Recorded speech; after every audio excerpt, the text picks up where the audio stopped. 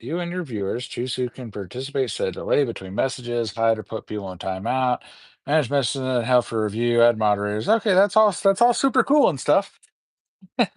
Um, all right. So one thing I want is for you guys to actually be able to read stuff. And this looks like it's backwards. So we need to we need to do a flippy of the film. So I wonder how you do that. Oh, nope, that's not what we want. No, we don't want to do a highlight. Oh my God, that's not what we wanted to do. Okay, okay, I didn't know how to fix that. Green screen. Oh heck no, we ain't doing no green screen. So we're gonna turn that off. What is this? What is this special little button? Retouch on. Oh, that's gonna smooth me. We're turning that off. I'm just trying to see. Okay, that flips it to that camera. That's not what we want. What we want is to mirror this camera. Can we mirror this? I don't know if we not. I don't want to change that. Um, I guess this is just gonna have to be like this. I was hoping I would be able to.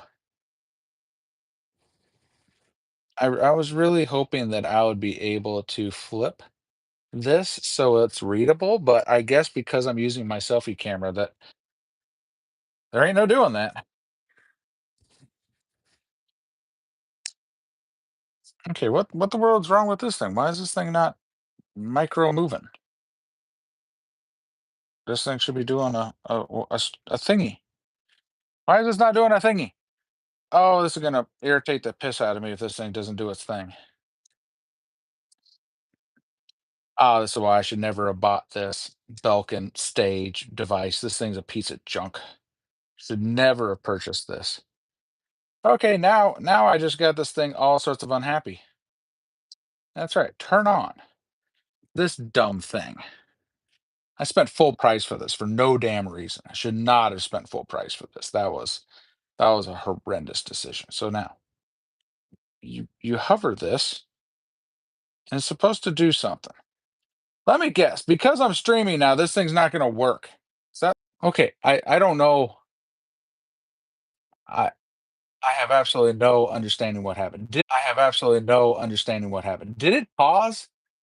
Did that pause for that entire moment? I think it did.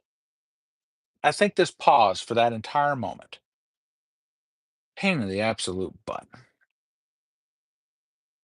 I think this did. I think this did. I think this paused for that entire time because now I'm seeing 251. So I think the whole time I was trying to connect this Belkin stage, that this dumb thing paused.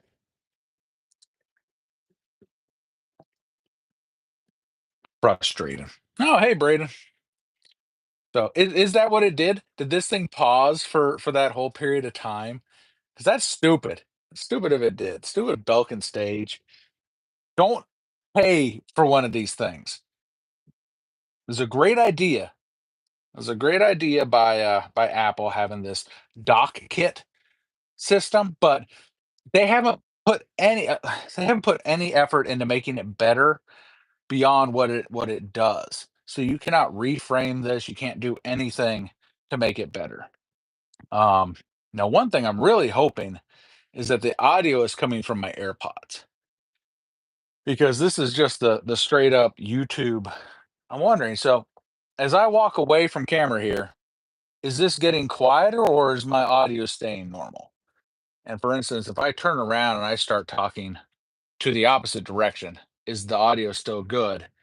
And when I come back around, is the audio still the same? Or is this thing recording audio from the phone? Because if it's recording audio from the phone, that's going to be a problem too. That means I'm going to have to worry about plugging in a different adapter and doing other stuff. So, yeah, good grief. I don't even know if Braden's still here because he said, yeah, and yes, it did. And yeah, surprisingly, it is. Okay, so it's from the AirPods or it's from the phone? Basically, did that audio, that whole little chat that I just did it all sound the same the whole time? Or did the audio like fluctuate depending on where I was facing? Well, you're waiting to answer that. I need to move stuff around here. So, what is the goal of today? The goal of the today is to have a accomplished weekend. We are going to accomplish stuff on my holiday weekend. I wasn't. Yeah, it sounded the same. Awesome. That is perfect. That is freaking fantastic. That means that we are going to have a successful little stream here, and we're going to see how long this works. I'm going to crack open my drinky. Ooh. We're being nice and safe. We're being brand aware, but this is like cut water, and I find that cut waters are strong. They're good and they're strong, and I enjoy them. And so, but you need to hold off on them because too many of them suckers will get you turned up. But all right, let's get to it here. I need to get all my cameras set up, but really what I need to do is try and get some stuff out of the way here so I can get this doggone box outside. So we're just gonna move stuff. The other goal this weekend is to clear this out. We're going to get two thing rolls of carpet on the floor. We're going to clear this place out. I'm so tired of not having a functional barn. But yeah, this sucker is what we need to put together today. Ah, ah, ah, this big bad booty. Da, da, da, da, da, da, da. This. So we're gonna shove this over here towards the door so that we can get it outside. Ah, there we go. Bring it outside here. Oof. All right, there we go. Okay, we're back inside now.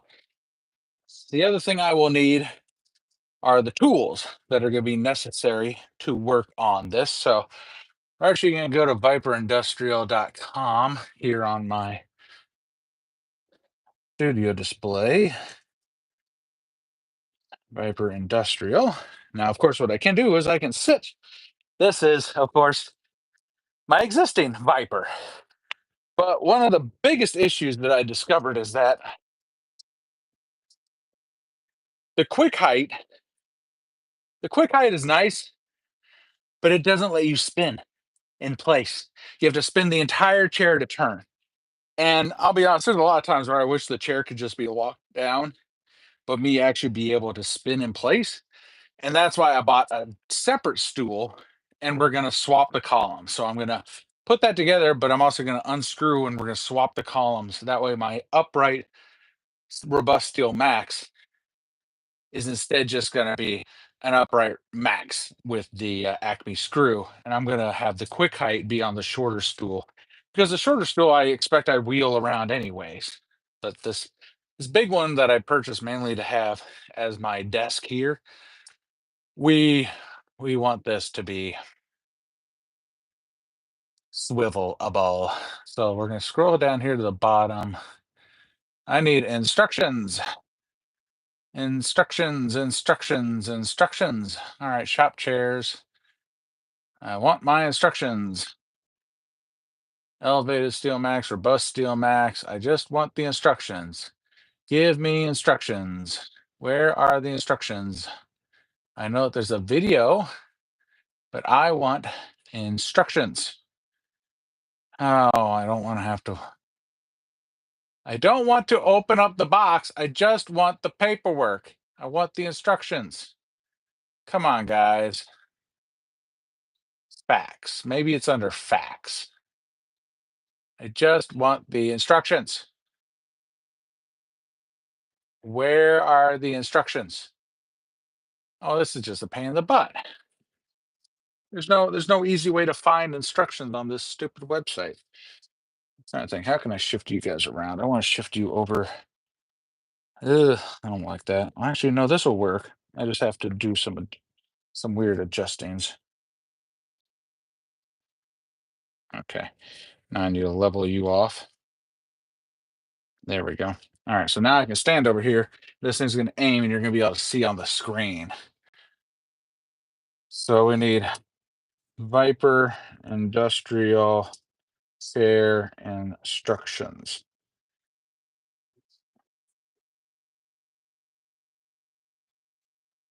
Okay. A Viper chair. This is on the fact, but that's not what I want. Please don't tell me you guys don't have you don't have the PDFs online. There. Manuals. I have to go to a different website to get this. Vyper Industrial Chair Manual. I don't want videos, guys. I actually want the document.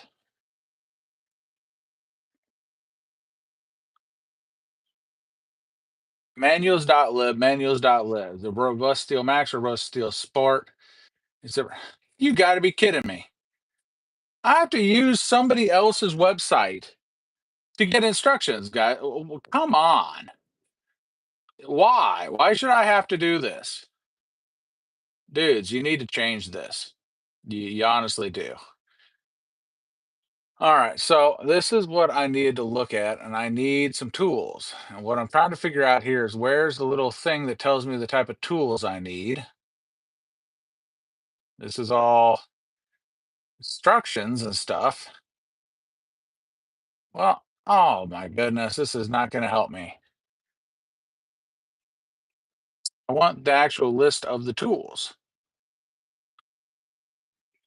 necessary. See, these are accessories and stuff. That is guides on how to use it, but what I'm looking for is the tool list, the assembly tool list. This doesn't have an assembly tool list. Oh, gotta love it. Gotta love it. I just wanted an instruction list with the tools that I needed so that I could get the tools out, and we don't have that. Very frustrating, guys. Very frustrating. Yep. We gotta crack that box open just so that I can find out the dang tools. Or we'll just go off of the chair I already have. How about that? We'll just do that. We'll go off the chair we already have and we'll just figure out what the sizes are. So we're gonna open up this. Let's go ahead and get I think we're gonna do 1/4 inch, a little bit probably for the most part here. So let's figure out for the back what size this is. It might be 3/8. Yeah, yeah. So that's 3/8. So we know that we need a 3/8. We're going to go ahead and we're going to get our 3/8 from here as well and our 1/2 inch. So we know that we need 3/8. Boom.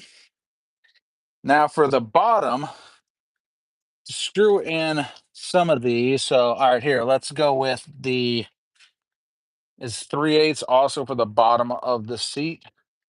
Yes, 3/8 for the bottom of the seat. And yes, 3/8 is for the column.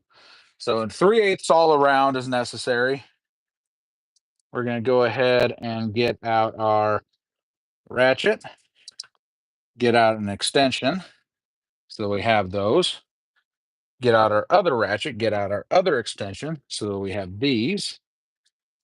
Okay, now I need to do the actual seat, the frame bolts. So let's go up and see if we're at a 1/2 for that size. Yes. So the frame bolts are 1/2.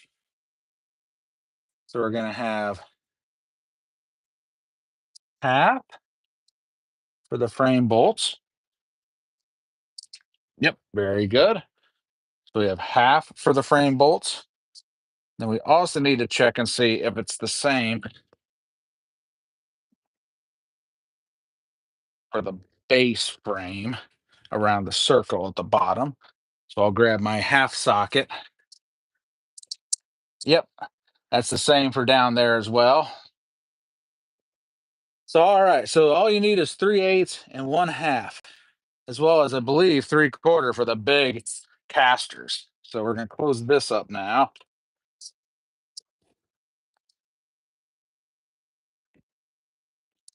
And now we're gonna get out our end wrenches. So we need 1/2, we need 3/8. So 1/2, 3/8. And then we're also gonna need, I believe, 3/4. Is that a 3/4 or 1 inch for the caster bolts? Yeah, that looks to be 3/4. I don't think it's 11/16. I'll try 11/16. Yeah, nope, that's 3/4. So you need 3/4 for the caster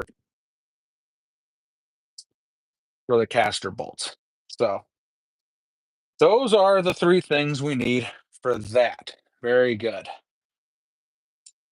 So we've got all of our tools that are necessary.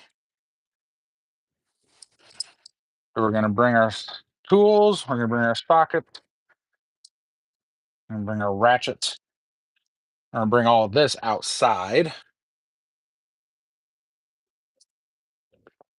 so that we can then prep the other devices we need. So now we're going to be crazy. We're gonna get you real drunk and get you walking outside here. Now, one nice thing about using my iPhone for this is that it'll just auto change for the lighting and everything else. I mean, it's not going to be great, but at least it'll do what we need it to do. All right, so I'm going to go ahead and set you over here on this for right now, and we have to adjust your balance. Kind of wish I had a level on the base so that I knew that this thing was level. For the most part, I think this is. Oh, okay, now you're working.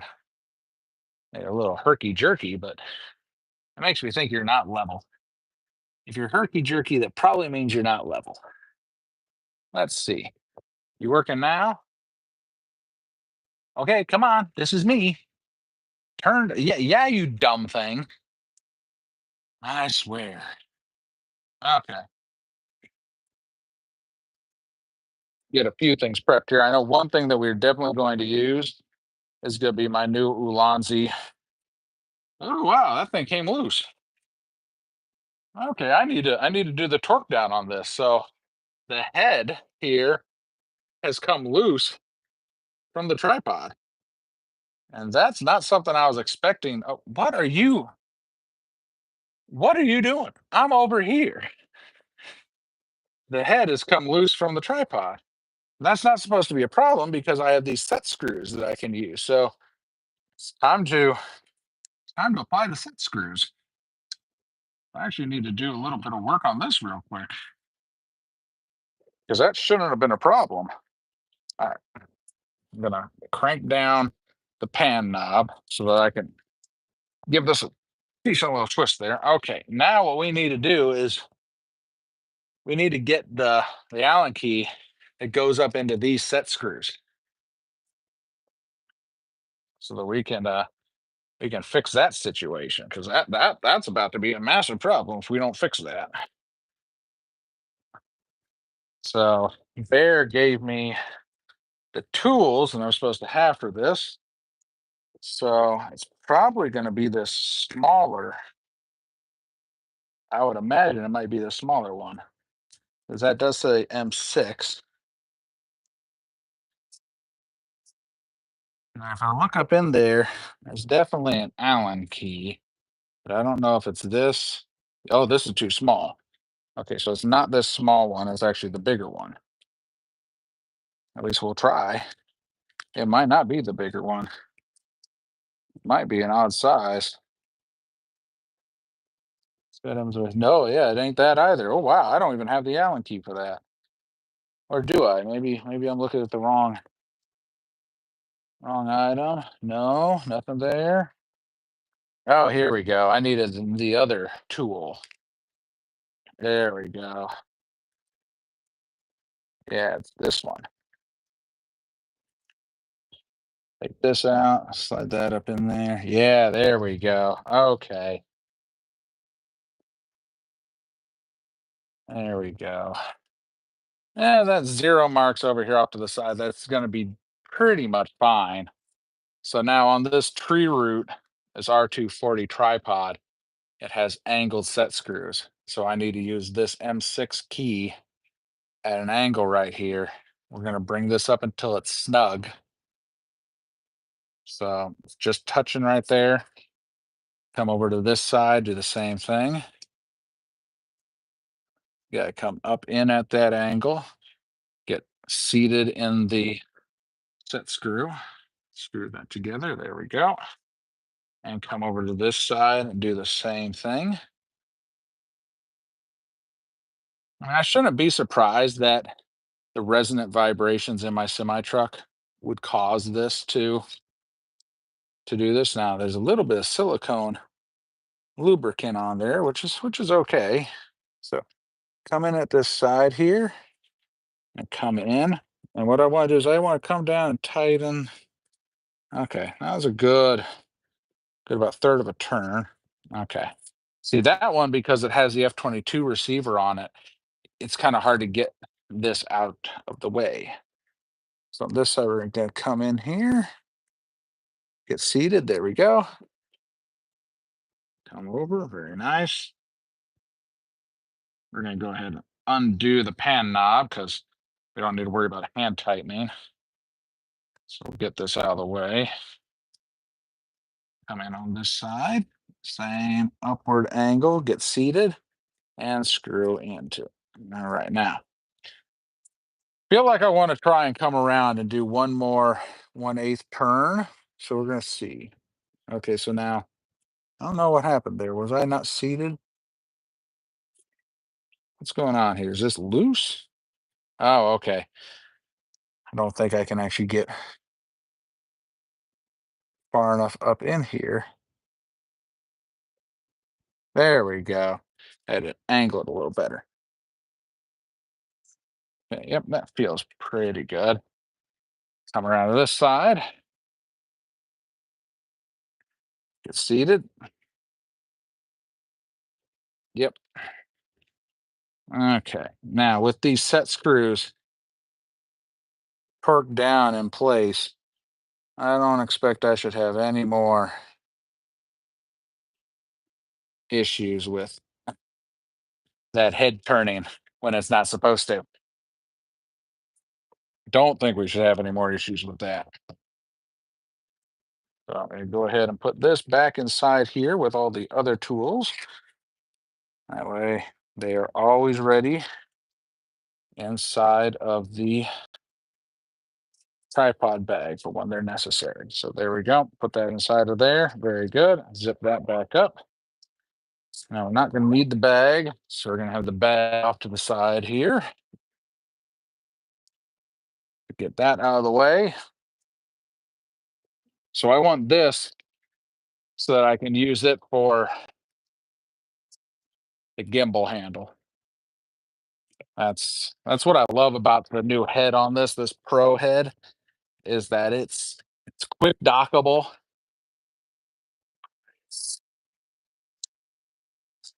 And this is a more robust tripod, so I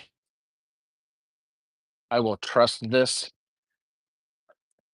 more for what I need to do with the gimbal.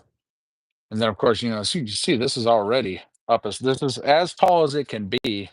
I'm 6'1" on a good day, and this is right here at my chin level. So with the gimbal on top of that, the gimbal would be above my head.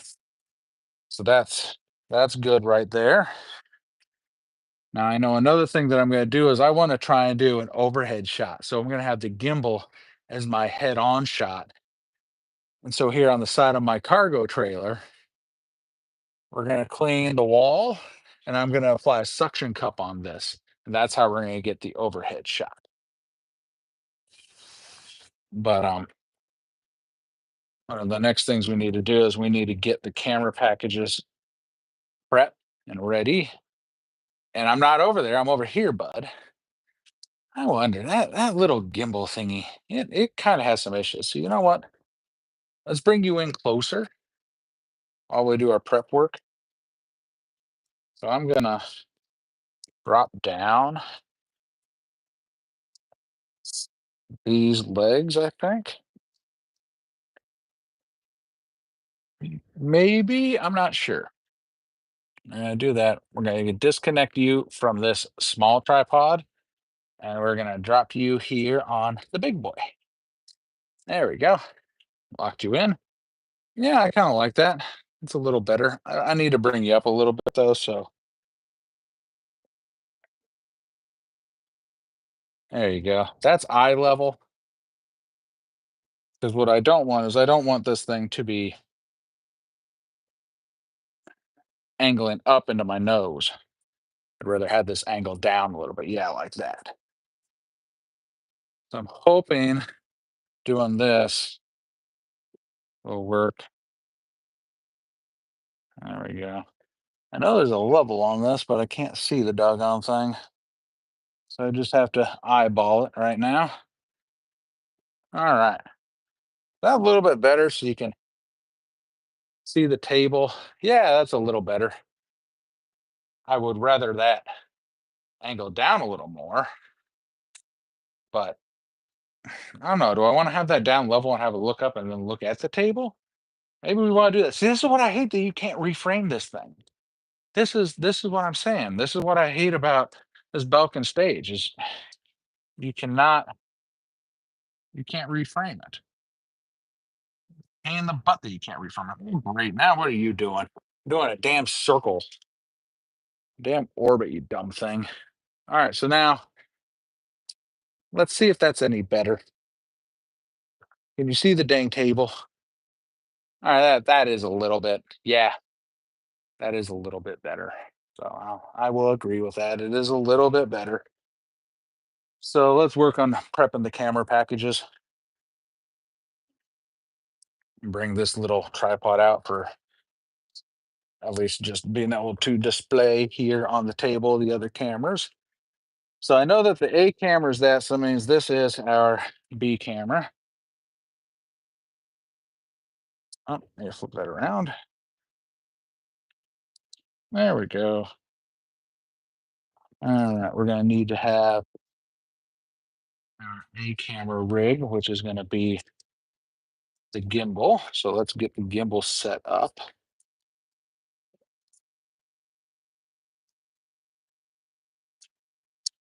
Ooh, oof. Well, now, I have been a very naughty boy. I've been an extremely naughty boy and making things look very ugly. Good grief. What have I done? Wow, I need to have a different setup for this. Good grief. Look at this, folks. Oh, you stupid Belkin stage thing. Get over here. I'm right here, you dumb thing. Okay, so don't store your gimbal in a semi truck that has resonant vibrations and not have everything nicely and covered. Look at all this. Look at all this metal scratching because this has just been sitting inside of a little bag and it's got metal flake everywhere now on this thing. I've got scratches on this. This thing looks like it's been through war. This thing looks like it's been through war and I've only used it for one event. My goodness. All right, well, we're learning all sorts of stuff here, folks. And one of the things we're learning is, yeah, that's a problem you need to manage. Good grief. I'll be honest, I didn't expect that to be that bad. I really did not expect that at all. I did not expect that to be a situation. So that's definitely something I need to be worried about going forward. Come on, unlock. Get this thing whipped around here. There we go. Okay. Let's get out the tracking because I will want to use this a little bit today. So we're going to mount the tracking on top there. I know I'm going to want my little baby blower to kind of blow stuff off. So let's see if that thing's even charged. You dumb Belkin stage. I'm over here. You stupid thing. Gosh, do not buy one of these. Worst thing in the world. Does not freaking stay locked on tracking. You can see it's losing my face in the clouds. Stupid dumb thing. All right, where's that little blower? Ah, there it is. It's underneath of the Xeon gimbal. We want this little blower. Come on, little blower, get out here. There we go. Got our little blower. Oh, we're trying to put stuff back in the box. Doesn't want to go back in the box. Gotta love it. And that thing always causes problems. There. Okay. Little blower. See if little blower wants to play nice today. Nope. Little blower's dead. I don't know why this thing loses its battery charge so quickly. This is horrendous. Yeah, this thing's dead. I gotta go plug this in. I don't know why this thing loses its charge so fast. Stupid. So stupid. And because I want to bring you guys with me. All right, so you know what? I know what I can do. Bring this to center and you press the button to lock it. That paused it. So now I can pick you up and I'll bring you with me. So gotta go plug in the baby blower. Night core. This is probably the one thing that it incredibly frustrates me with that. Just not using it, the battery in this dies. So I don't know if it's got a phantom drain or whatever's inside of it that drains it so quick, but it definitely irritates me because I will often need it and it is not ready to go to work. So we're gonna plug that thing in. We're gonna let that charge. Or we're letting that charge. We're gonna go back to good old trusty squeezy blower, Giotto's rocket blower, trusty long-term friend. You always know the Giottos will work. All right, so now see what I can do is I just drop you down. That squeezes you off, and then I press the button, and now you get back to tracking. Hopefully. Now, probably should have this off to the side here as I blow this off.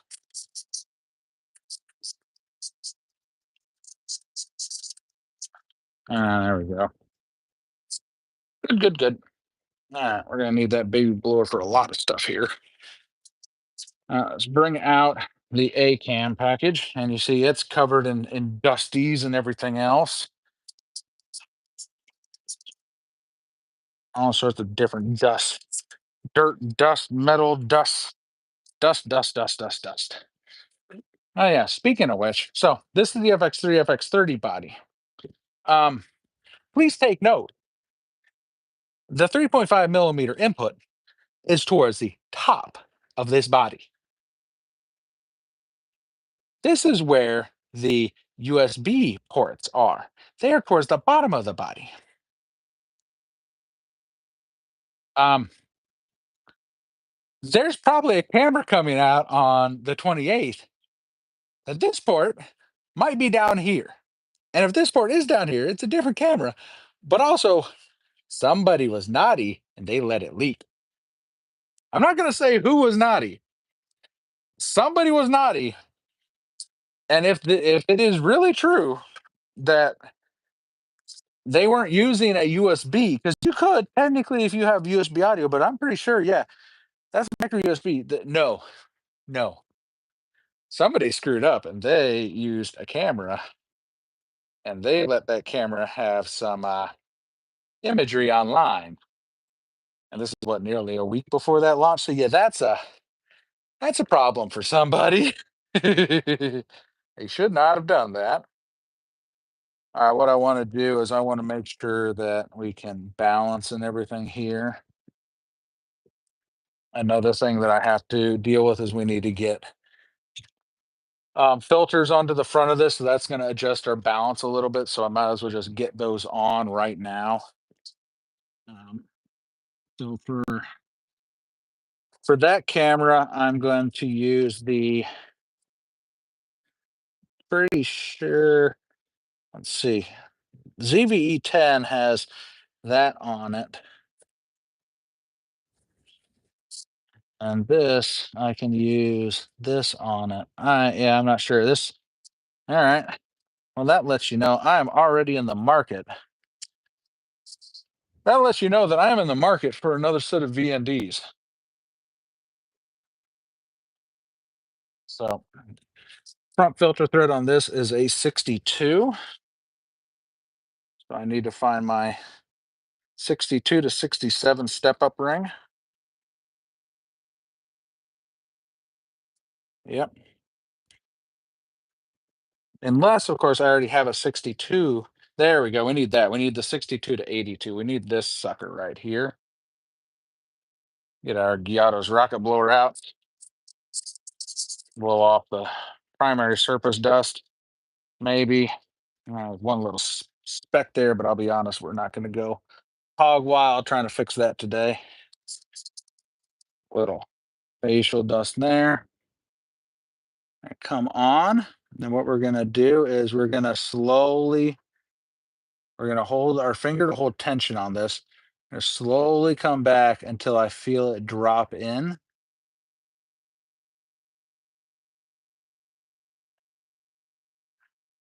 Just wanna, come on, baby. What's going on here?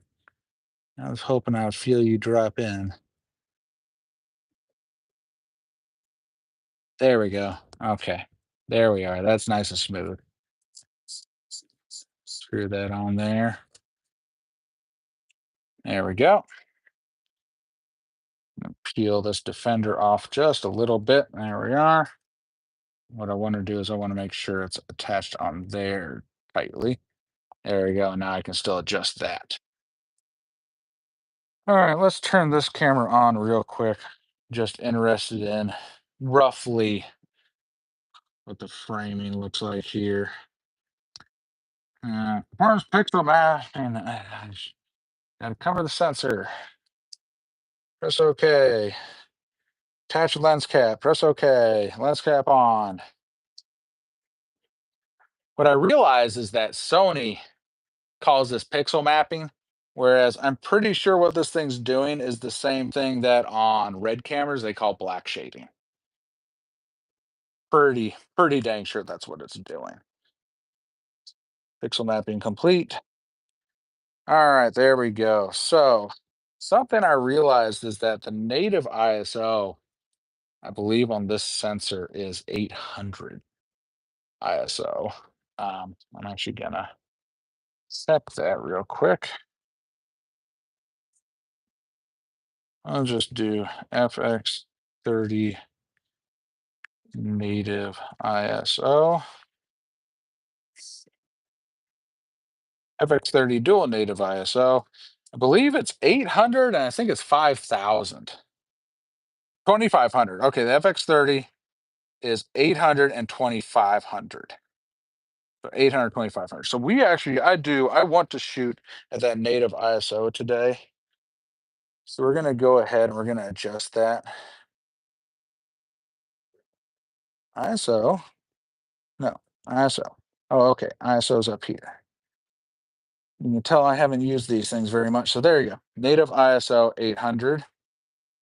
And then that's at a 6 right now. And we've got this at f4. Shutter 160 because we're filming in 23, which I think will be fine. We can do this as a cinematic shoot. But if we're shooting at 23.98, that actually means that we can have the shutter. Come on. We can have the shutter actually. Shutter. There. We're shooting at 24. That means we can have the shutter at 148. There we go. Very nice. Nope, nope, nope, nope, nope. So shutter at 148, lock that in. Because I haven't set this thing up to be 180-degree rule. So, all right, we're good there. So now what we need to do, we need to worry about our balancing. So let's do our side-to-side balance first. See how that's looking. Woo! Way over that way. Need to adjust that, baby. Yowza. Way off to the side. That's a problem. Bring that in. Woof. There we go. Is that better a little bit? Yeah, it's a little bit better right there. And it's bringing itself back to center, which is nice. So, okay. All right. We're looking better on that. All right. Let's lock that off. Deal with our front to back balance. Woo, baby, look at that thing go. All right. Oh, hello. What are you up to? I'm live streaming on YouTube. A little bit, but what do you need? Oh, all right. I can see that. Have you ever realized that the little doggy has discovered that he can jump off of the big tree and then run up the fence to run out of the fence, and then he runs back and runs up, ramps himself off the fence to get back inside? Yeah, it's freaking hilarious. I saw him do that one day. I'm like, you smart little sucker. So,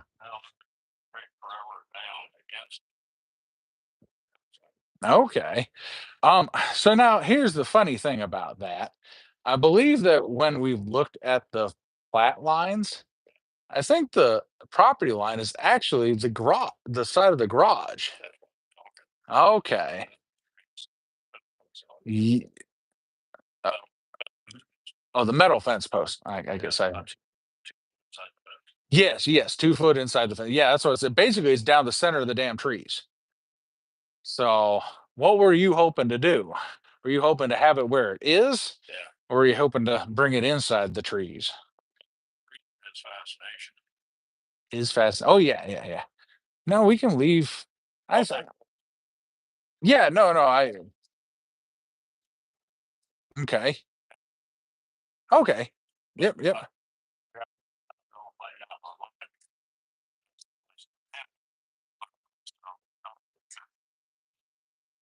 Okay.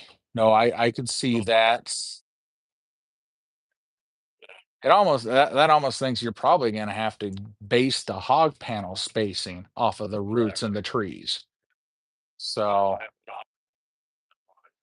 yeah. Yes, and I would be totally fine if it was gravelled on both sides 1 foot. That'd be totally fine with me. Okay.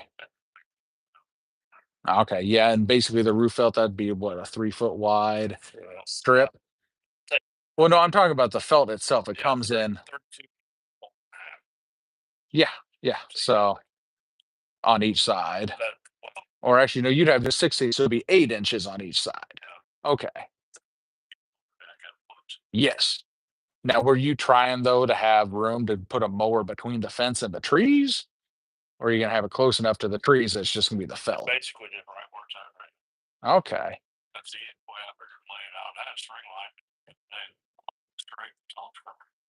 Oh yeah, no, the tops are all wook, wook, wook. I think I would be fine with that. I went and did some research here recently and discovered that you can't put a single wide inside of the city limits of Creston. So that was gonna be my quickest thing to put a home there. So if I had to put a double wide, that's a whole lot of expense, a lot of money. I'm not permanently connected. The second they see that, then it's gonna be, "Mm, that's tempting. I could do that in the future if I had to." So that is an option as well. But yeah, no, as for the, yeah, I've been fine with doing what we've been doing. Because you'll see when I would go mow, I would sometimes just try and stay in line with the edge of the garage. So,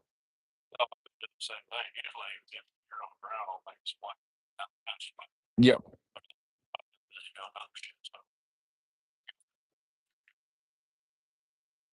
Yeah, yeah, I think I would be fine if we if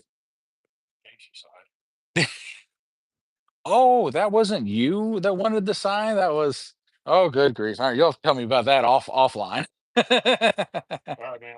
So, but yeah, no, I'm fine with it basically being where it's at and doing what you need to do. So, yep, thank you. Well, that was fun. We got any chitty chatties happening? Yeah, no one's chatting. That was the neighbor up on the corner. All right, let's get back to what we're doing. We need to balance this sucker out. So let's take the lock off. You see that thing's tipping forward, and that's primarily because we have this going on. We're at the full wide mark right now, so what I need to do is unlock this. Then we're going to use the dial to dial this back a little bit. Dial that forward. Dial back just a skosh. We're going to lock that in real quick. Now what we're going to do is we're going to hold forward, let go. That's good.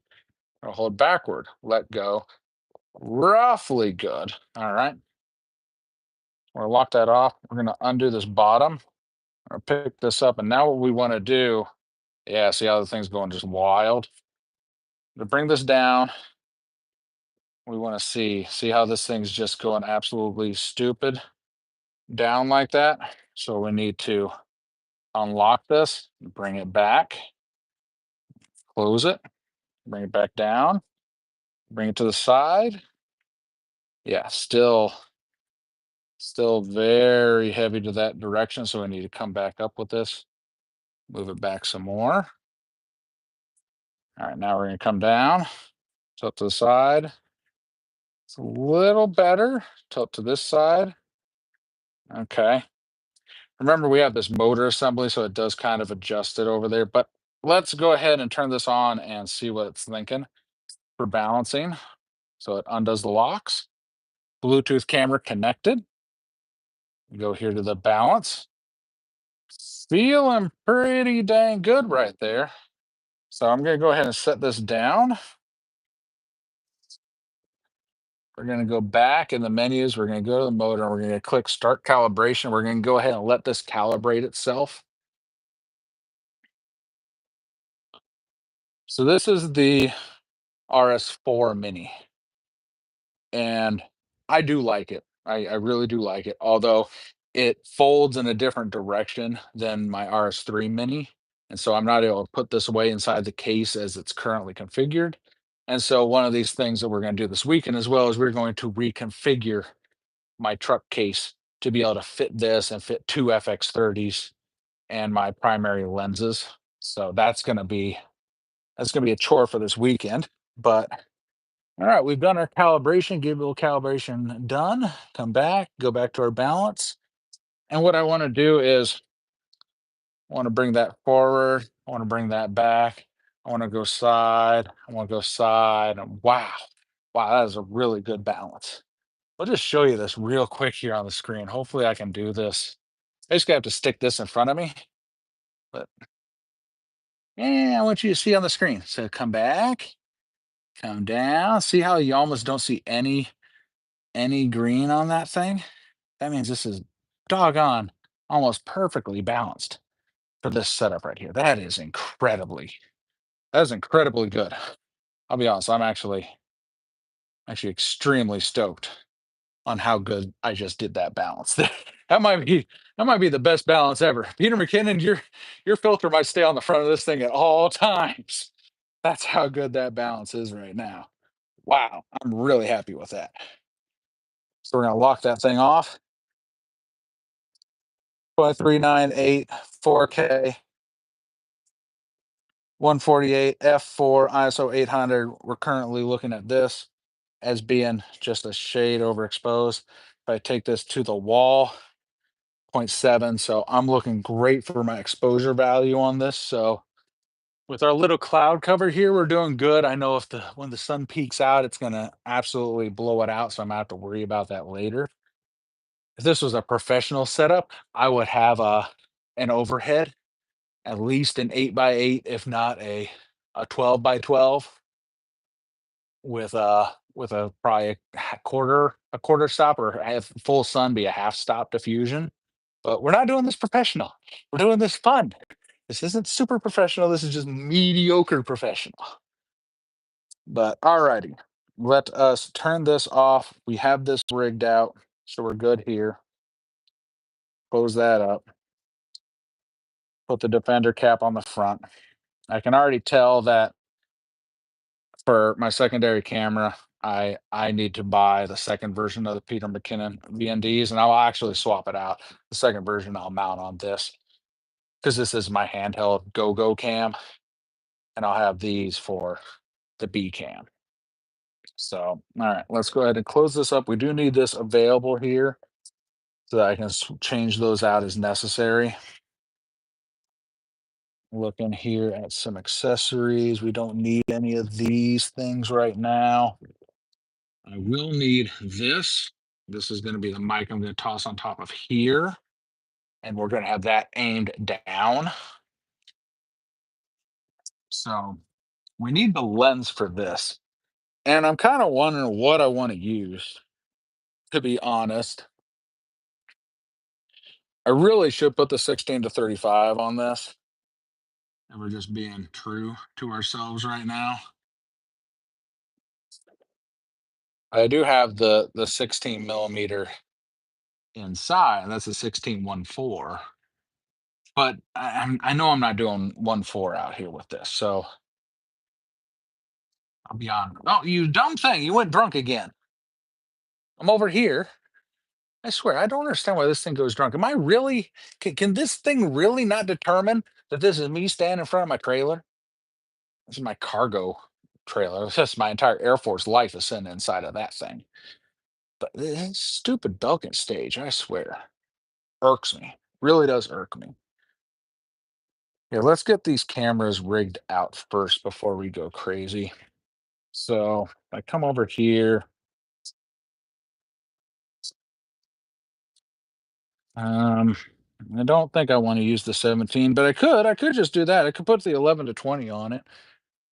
I mean, I already have the ND filters and stuff for that. So, we're just going to do that. We're going to put the 11 to 20 on there.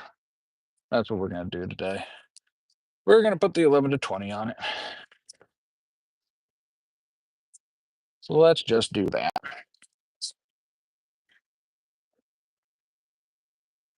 So I want to make sure we don't have any super amounts of dust here that are going to cause problems. I never like having a sensor aimed up when swapping lenses out. So I'll be honest, I always kind of like having the sensor down facing. We got that. We got that. This on here. Give this a quick blow.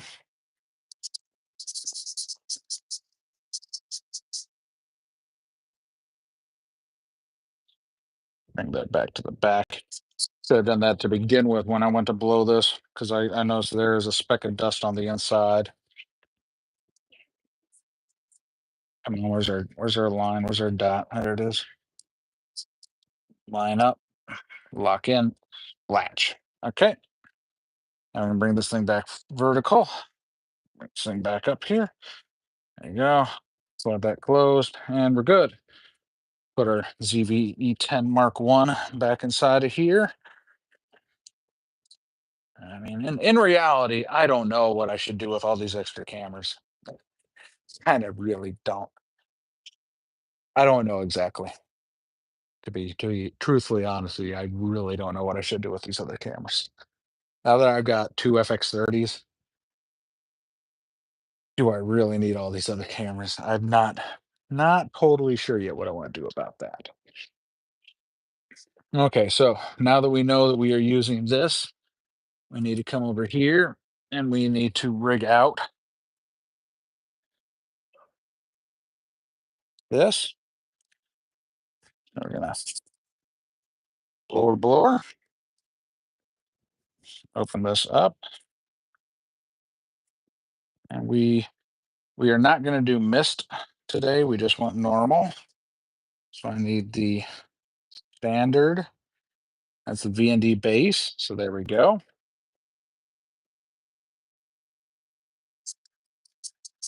Blow that off. Blow the back of that off. Very nice. Okay. So VND base, when that's facing out, that means you're doing it correct. So drop that in. Okay, that's dropped in. And now we are doing 6 to 7 over there. So we need as well our 6 to 9 stop for this side. So this is the Freewell magnetic. This is kind of the first magnetic filter set. Ooh, this one. Ooh, this filter's got stuffies on it. We need to do a proper clean on this. On this one. This one's got stuffies. We need a proper clean. All right, let's get our lens pen out. Step one, use our brush. Use our brush to disturb and get rid of large flakes. Play around, do that on both sides. Oh yeah, quite a few. Quite a few large dust flakes on here. Okay, come back to this side. Do that again.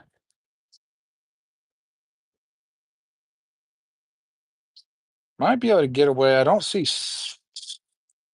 smudges and stuff here, so I think we're gonna get away with just a brushing and a nice blowing here. Oh, there is one smudge I see there, so we do need to do anti-smudge. So now we unscrew. There we go. On this end, we unscrew, and now we use our soft pad, and we do a good little circles. Little circles in the center, little circles towards the outside, towards the outside, towards the outside, like that. And then we do a nice outside run. Then we come back inside, and we do a nice final circle all the way around. Whoosh. There we go. That took care of our smudge there. Since we got this out, let's go ahead and do the other side just to be sure. So little circles, start center, come around, circle, circle, circle, circle, circles, little circles, come around, then do a full circle, and then we come back to the inside and a final circle out. Gorgeous. Got one little speck of dust right there. Let's see if we can just blow that off. Nope. All right, we're just gonna let that be. Doesn't have to be completely perfect, just needs to be good. All right, I'm gonna set that on there. Guide that around till it sets in to its notch. There we go. Perfect. All right, now we're gonna close this back up. Put this back in place where it belongs. The lens pin back in there. So, all right, very good. And now let's see if we turn this on. I don't think if I got a battery in this right now or not. We do have a battery. All right, we need to put um, the cap on. I'm gonna do black shading, covering up that label because that label technically lets in light. So I need to cover that up so it can properly do its job. Da, da, da, da, da, da, da, da, da. All right, pixel mapping complete. Good. All right, take that off. Lens cap off. Make sure we're at 6. Okay, we need to match up what we're doing here. So need to change our recording mode. So menu, come back up here to file format.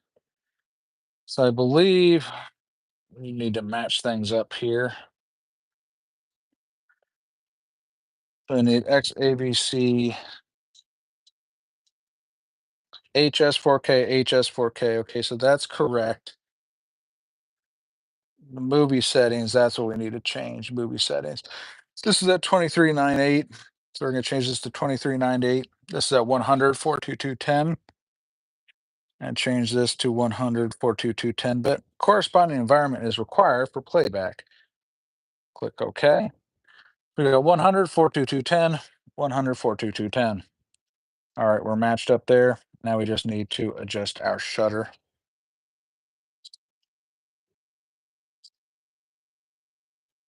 down to 148 to match. There we go. So lock shutter. White balance. I don't know. Do we want to go with shade or daylight? Nope, we're going daylight, baby. That thing's about to change, so we are going to go daylight. Yes, we're going to go daylight. Sun's about to come. All right, we need to change our ISO here to 800. It's gonna match that up. So lock that off. We're gonna unlock the shutter, and we are gonna check, and we're gonna change our. We're gonna go with F4 today, and then I want to click iris to lock iris. We're just gonna click over here real quick. All right, aperture, ISO, everything's locked off. Aperture, ISO, everything's locked off. So we're good here and we're good there. We have 2.5 hours recording available here to just a single card. Why is that like that? Oh, we have a single card in there. Okay. It's a little worrisome. This is 5 hours and 11 minutes to dual car. So we're good there. We got 80, we got 100. We got 100 on this battery, we got 80 on this battery. I think we're going to be good. Might have to replace this battery later, but we'll worry about that later on. I want to do a quick test. Okay, we do have tally, tally, tally. So we're going to cancel the recording there. So that's good. All right, now what we need to worry about is our audio. So like I said, we're going to use the Rode. I'm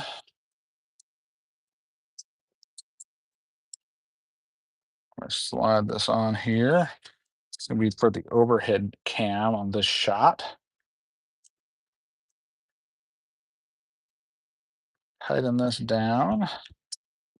Definitely a little bit of breeze today, so having the dead cat is actually quite necessary for today. All right, I'll plug in that first. Then down here, we'll open up the door.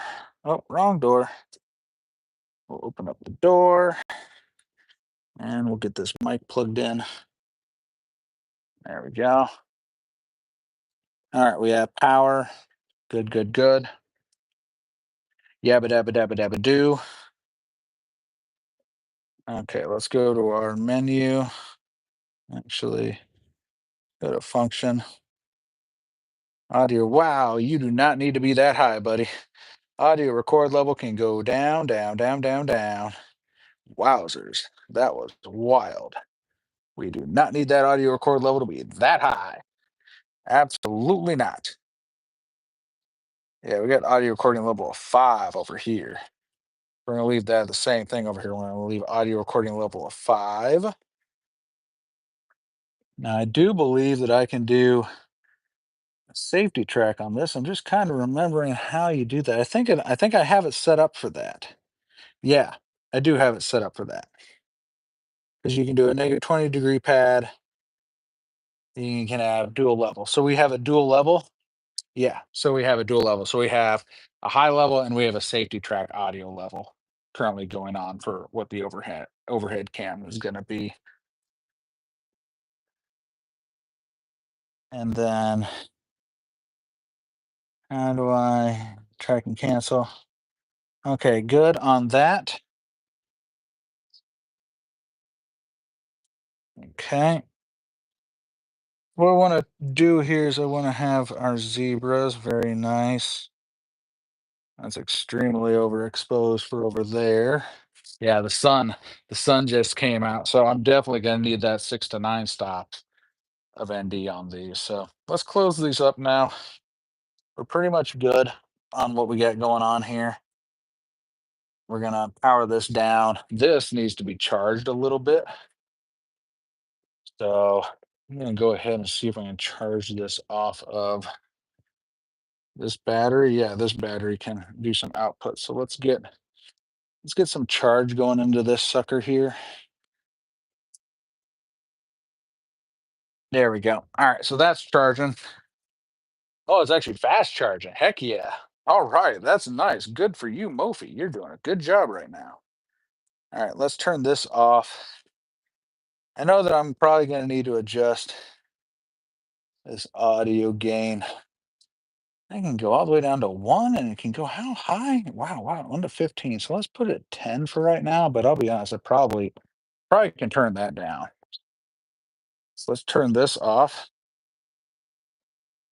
Tap that. So, like I said, we need an overhead cam. And so for that, we're going to use something I honestly have been quite lazy and have not been using. That's this sucker. I have one of my iFootage suction cups that I've just kept around with me, but have just absolutely not done a damn thing with. So you know what? We're gonna make use of this sucker today. Yes, yes, yes, we are. We're gonna make use of this sucker today. Now, I think I'm gonna want. Oh wow, looking at this, my side walls are just they aren't exactly flat no more. A little wavy, but that's gonna be fine when I suction this up there. But what I need is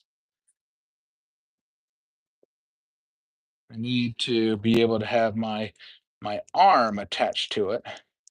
Now we could do the simple thing and just use an iFootage arm, which I'm tempted to do.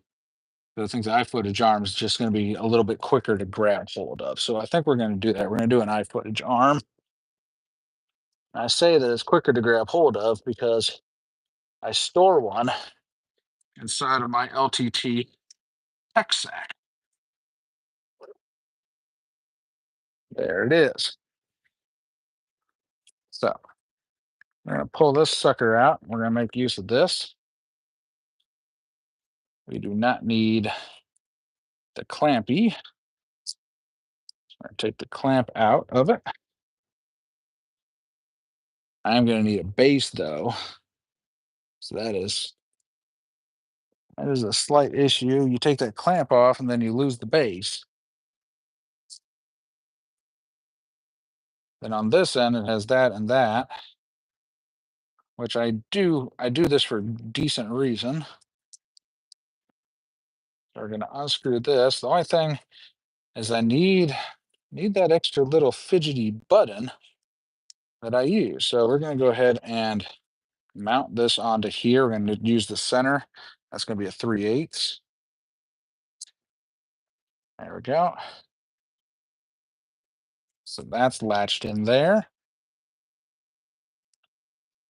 That's latched in there. Very nice, very nice. Okay. So now what I'm missing is I could have swore that I have one of these buttons that I put a F22 stud on. Now I just got to figure out where I put that. I'll put this back in here for storage for just a moment. That way we don't lose nothing. I don't want to keep everything organized. But I do need that little nubbin. Where did I put that little nubbin at? I'm trying to think if I have it with me or not. I would think I do, but at the same time, it's one of those things where sometimes you just don't know where you put stuff. I just can't see in here to see if it's down here. I don't think it's in here. Yeah, I don't think that's in here at all. So we need to see. Let's see where I put that. I wonder if I put it over here.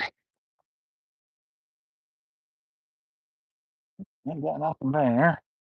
Ain't got nothing there. Then I stuff it down here with other little accessory items. Let's agree. I don't know. And this out. Small rig tools and stuff. So not seeing it here just yet. Stick it in here. Nope. Definitely didn't stick it in there. All right. Now, last chance. Check this side. See if I stuck it in here, maybe. It would not appear that I stuck it in here. Okay, so now we gotta go hunting. We gotta go find a special tool we need. Because I'm gonna need that to be able to mount that up on the wall. So let's take y'all inside again. Thanks for hanging out. People that are here. I know this is kind of oddly boring, but yeah, that's what it is. All right, back inside the barn. Okay. Might I see my little goody? I was thinking I may have put the little goody in here. My little pouch of all sorts of grippy gear. Yeah, I did. Did I? I don't know. That's another it's another clamp end. Now we're just gonna sit you down. Trying to sit you down. There you go. Okay, we set you down. Thinking that it might be inside here. It's just if it is in here, I ain't seen it off the top of my head. Nope. Okay. So it might not exactly be in there very readily. Well, if it's not there, where is it? Where are you at, you little stubby thing? I know I made one of you. I just don't know where I put you. This is frustrating now. Where did I put that? Starting to sweat too.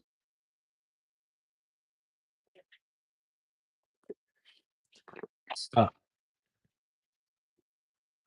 right, we got to figure out where that may have gone. Where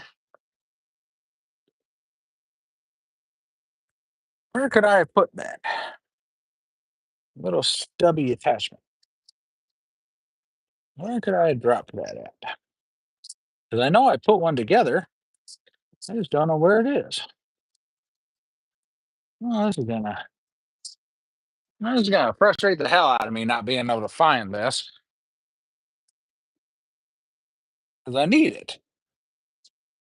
I know I put one together, but I have no idea where it is. Yeah, I've got absolutely no clue where I put that. Well, that's just disappointing. That is that is just disappointing. Where the world did I put that darn little piece? Huh. Oh gosh darn it. Don't know where it is. So that means we're gonna have to do something different, I guess. I have no idea where I put that little stud at. And all this dang junk around here. Can't find the one little piece I need right now. That is severely disappointing. Yep. I got no idea where that is. Don't know where I hid it at. I don't think it's inside of the low pro bag. And I can look. Might be inside of this. I don't think it's inside of that. And I don't think it's inside of this. Could be. Could be. We'll see. No, that's those two cubes. But inside of that one. Probably around here somewhere, and I just absolutely have lost place of it. Which is incredibly possible. Huh. Yeah, I just don't know where I put that. Oh well, let's build a new one. Let's just unscrew this from this for right now. Screw it onto a plate.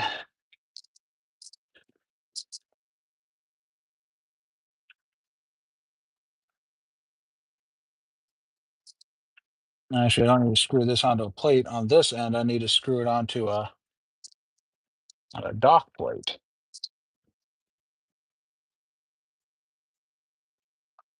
That's the other thing I've got that I misplace occasionally when I need it. This little grippy thing.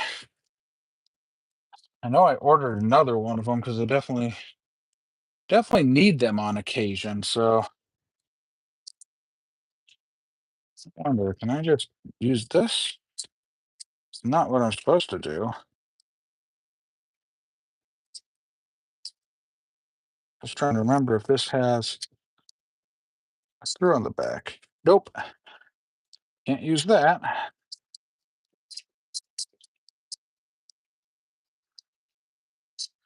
It's just proven to be all sorts of fun.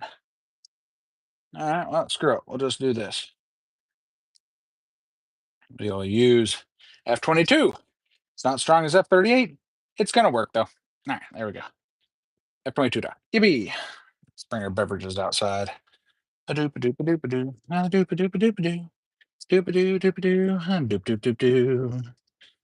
All right, let's go back outside now with you. Scoobity scoobity scoobity dee. Scoobity scoobity scoobity doo.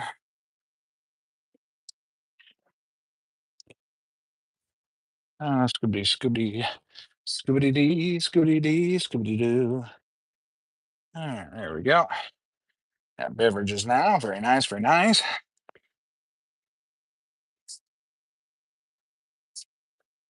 Okay, like I said, now we can push this into here. Oh, very nice. And that allows us to lock off. Good, good, good. What I need now is I need to grab a wipe so I can wipe down the wall.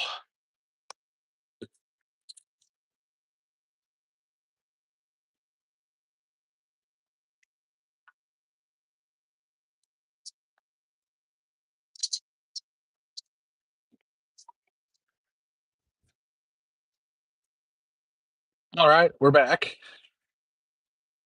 So I'm going to use this to wipe our wall off here with. We have a nice clean surface to attach to.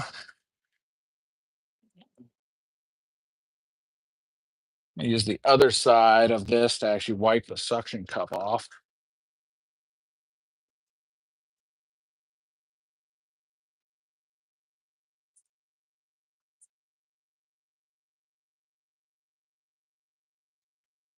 There we go. Now we'll just do a little hand clean here real quick. I'm looking up here, that little clean patch we just did, let that kind of dry off for a moment. Now, I don't know where my frame bars are. I feel like there's probably a frame bar or two right there, but I can't see them right now. So I guess we'll kind of do that by feel or ear stuff later on here. So let's go ahead. We're gonna put the suction portion down. I want to center off. So we're gonna go right there. There we go.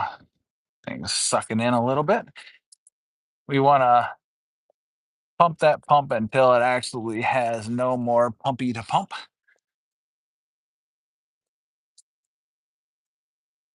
I'm going to do a little bit of flex here. There we go. There we go. We are at no more pumpy to pump.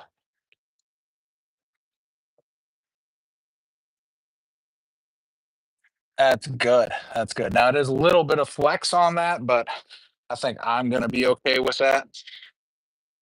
So at this point, we're going to remove our overhead and we're going to latch in our overhead. So notice that this has F50, F38, as well as an F22 rail. So that's why I went and used the F22 socket. We're going to use that F22 rail to secure this. So there we go, latch in line. And now I have full articulation abilities here. I want to tie this off real quick. This way I can remove lens cover. Okay. We get the lens cover off.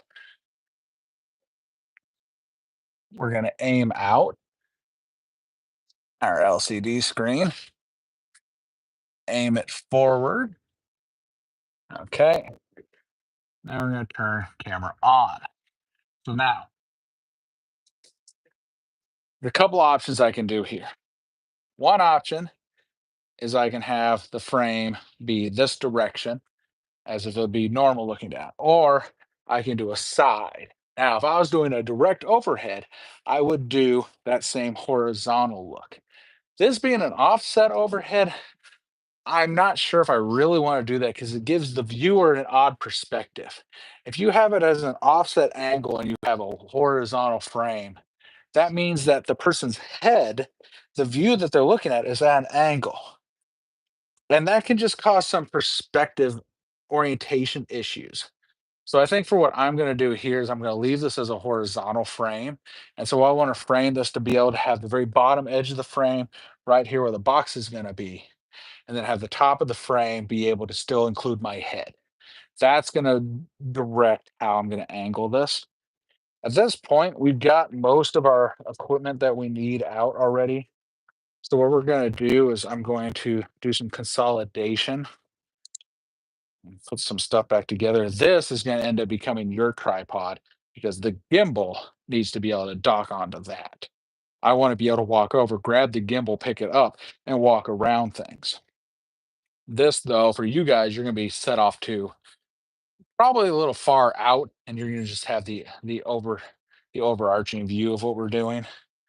But that's what we're going to end up probably doing. I think, just as long as the battery's going to last. You're down to 37. That's one of the issues with my Belkin stage is that this thing's supposed to pass through charge. It's never charged. This thing's never saved my phone. And I think I just had a bad unit. I don't know. All I know is it's a pain in the butt that it doesn't do what it was originally advertised to do. But need to get my audio on me here. We're gonna move some stuff around here first though. So this can go back down here.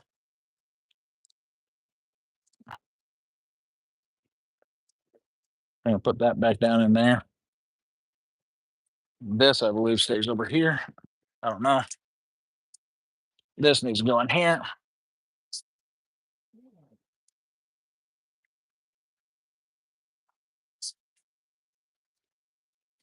Close that, close that. I'll set these off to the side.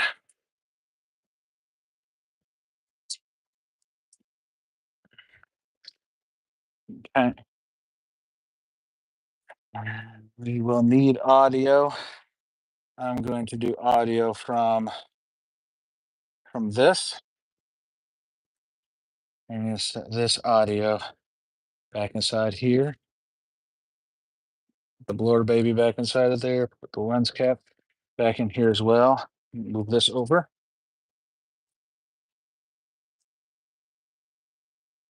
Okay. I know this is going to be my audio, so I'll set this up here on top for me to be able to put together. So on this side, we have our different tools.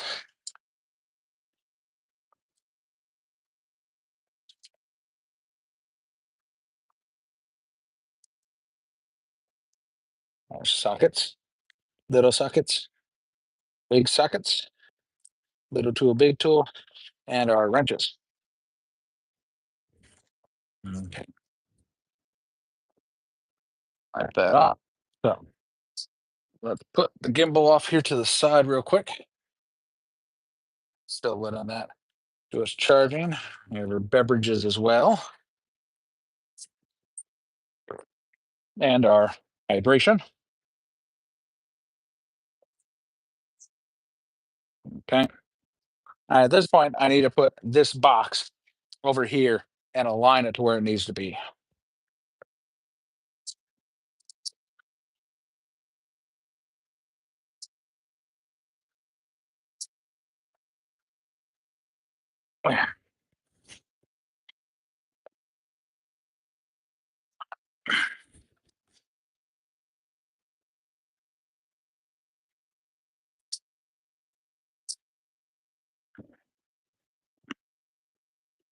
Okay. Now you can see I can actually move my table a little further out. So we're going to try and be real gentle with how we do this.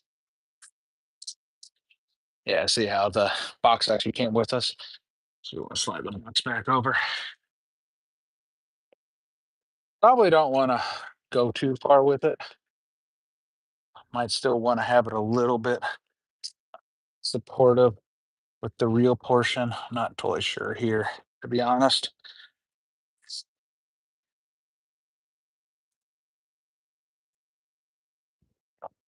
I'm just trying to think that if I bring this all the way out and have that only on the middle, I feel like this thing might want to tip up. And so I think that I might want to actually bring this in just a little bit. Oof. All right. This stable. All four legs on the floor. Okay, I think we're gonna leave it right there. Yeah, I think we're gonna leave it right there. Okay. That thing's doing its little charging. Really would be nice to be able to charge the phone, but I just don't think it's going to. I really just don't think it's going to. It would be awesome to do that, but I don't think it's going to charge the phone. It's just that's very irritating. So let's worry about angling our camera here. So we're going to loosen this off. Come here, turn on. All right, frame, or we're on there. So I need to move over to the other side to angle this framing. Now, and oh, what are you doing? I'm over here. There you go.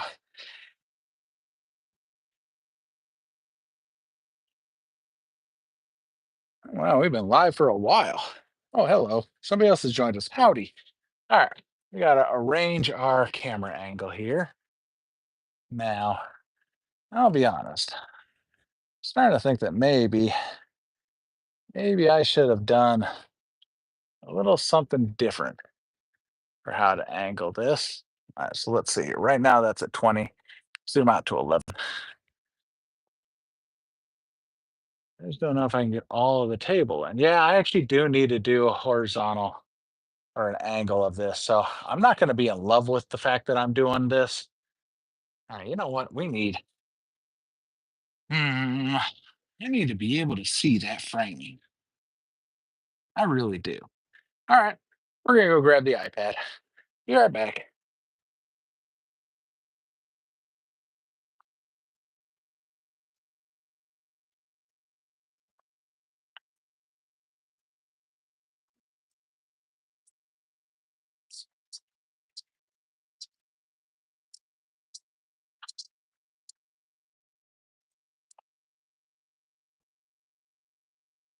Okay, we're going to do this the smart way.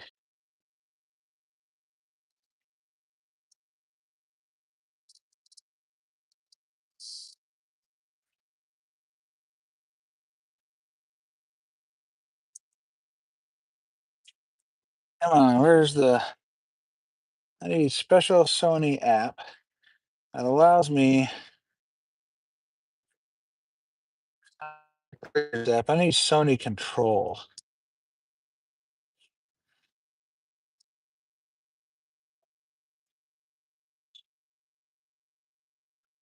I need my Sony control app. I know I've downloaded it on the phone, but I don't know if I've there it is. Sony monitor and control. This is what I need. Is this right here. Agree and proceed. Agree. I know. I already have an account. Need to sign in. I don't need to sign up. I just need to sign in. Oh, let's see if this thing will work.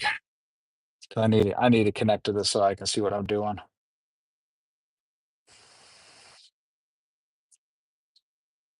What the you stupid thing.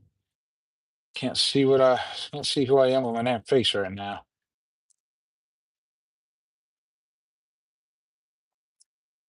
Come on, fill the password. Let's go. Log in, log in, log in. There we go. Signed in. Good. Allow full access. Come on. Allow camera. Allow while using app. Oh, allow. Okay. Allow. Okay, there we go. Now we're going to do multi-camera monitoring. Do not show again. Click OK. Do not show again. Sexy, sexy. Wi-Fi port hotspot. Very nice, very nice. All right, searching for cameras. Need this thing to connect. Interesting, interesting, interesting. Let's see what it's doing. I'm a little worried that if I do the Bluetooth control, that it's going to take away my Bluetooth control abilities from the gimbal. We'll see about that later. All right, this we need to do some stuff here on the camera, I think.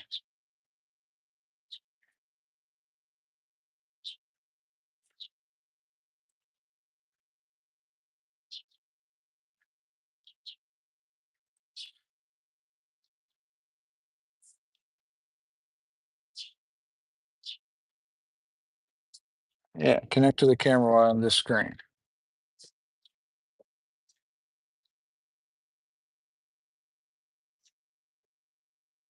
All right, here goes settings. You connect to this thing.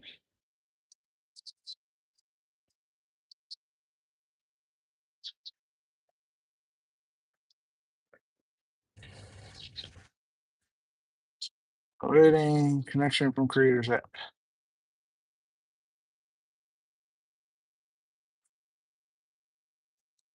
That's the RS4 Mini. Don't need RS4 Mini. I need this thing.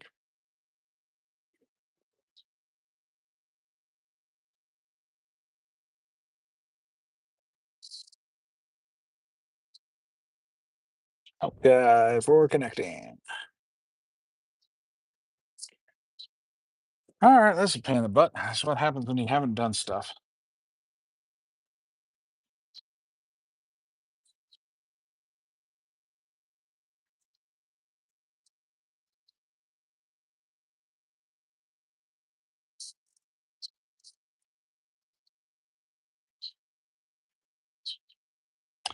Menu,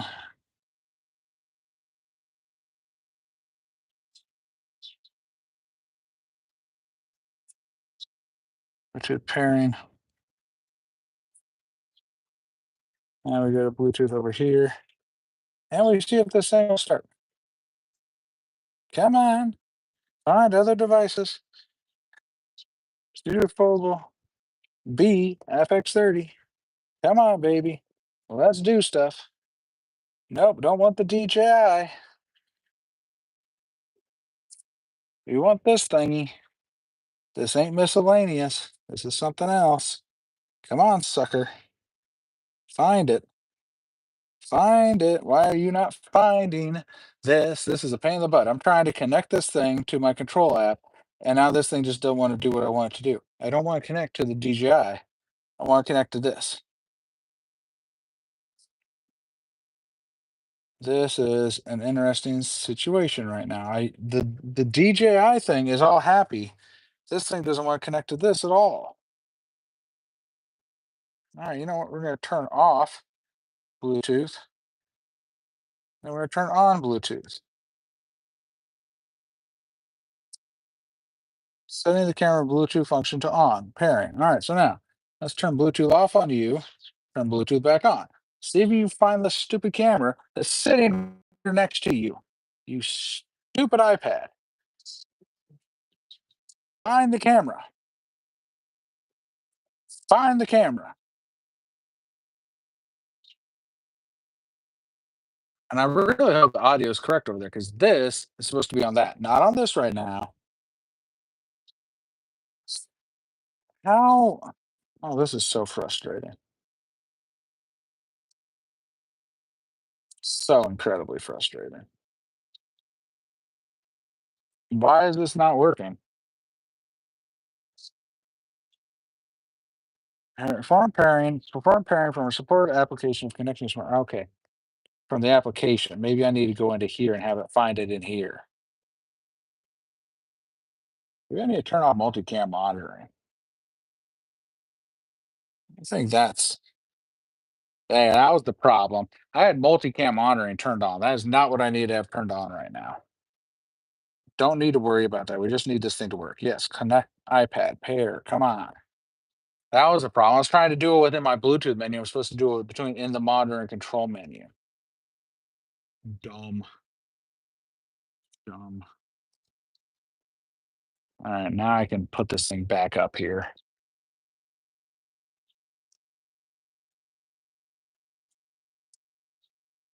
There.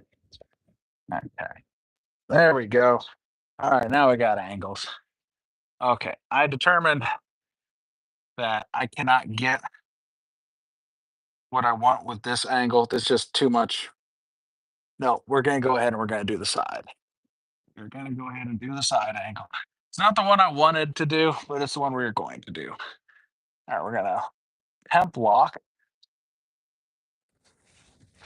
Now what we're doing is we are adjusting for where it's at in the world. Definitely want it to be a little further over here. Okay, there's that. Okay, angle that way. Now we need to angle out further. There we go. Tight unlock off. Let that adjust.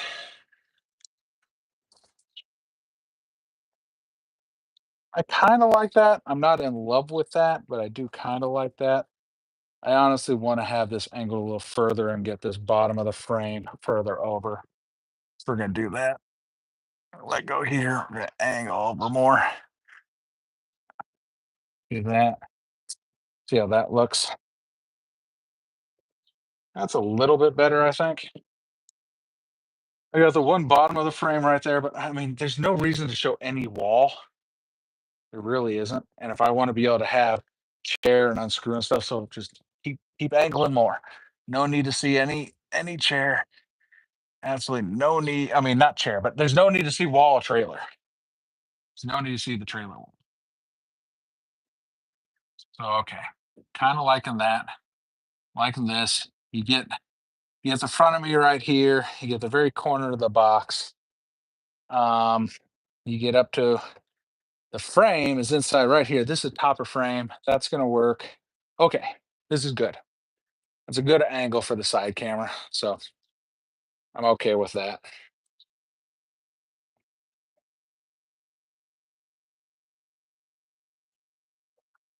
Okay, let us let us obtain the other chair. It's gonna take me a moment to grab this.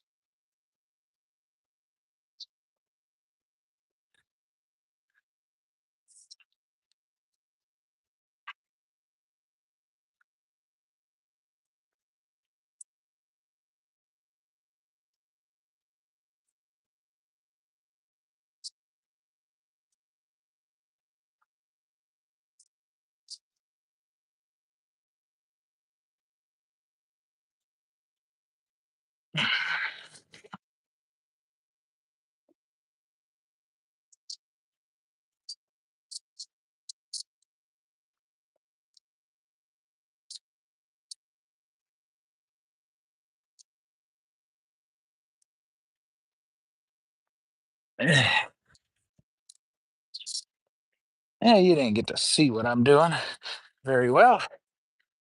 I don't even know if this is gonna fit in here real well right now. Might be a bad idea. Oh yeah, this is definitely not fitting very well currently with my water and my drinkies and everything else involved. It is fitting though. It is technically fitting, although it is sure attempting to cause some screw ups here. Then move some stuff out to the side real quick.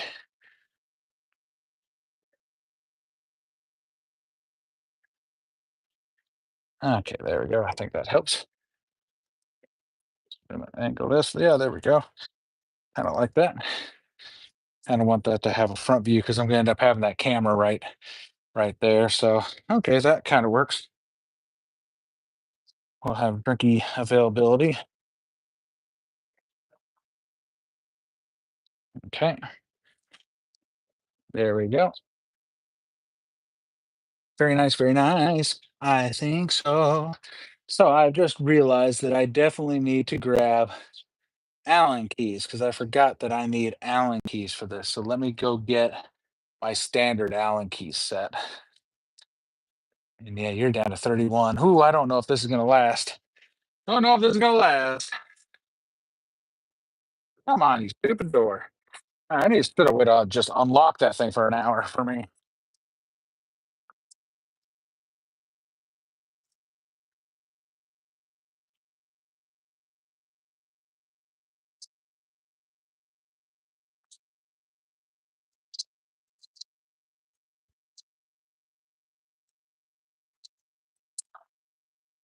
All right.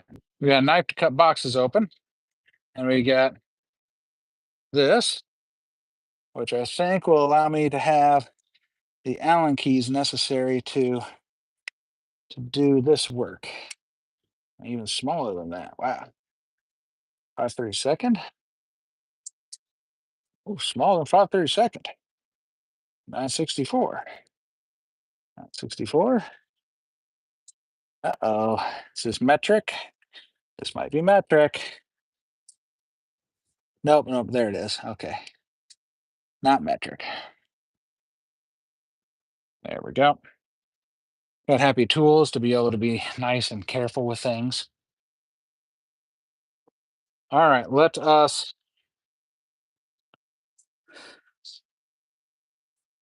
adjust exposure values because we got massive overexposure here going on.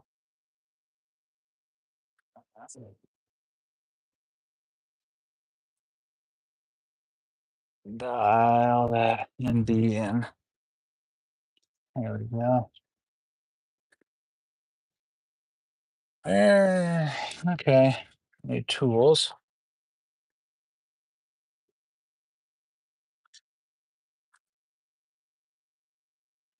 There we go. False color.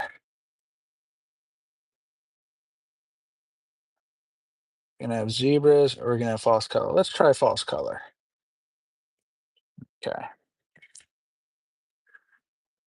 Dial in that.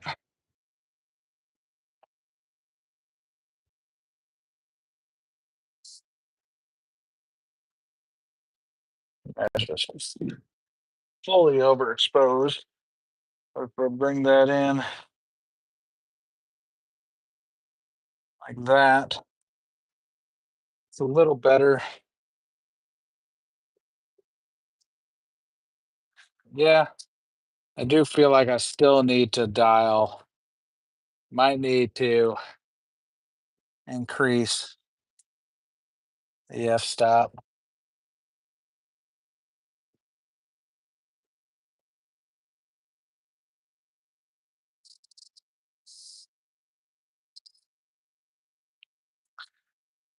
Try 5/6.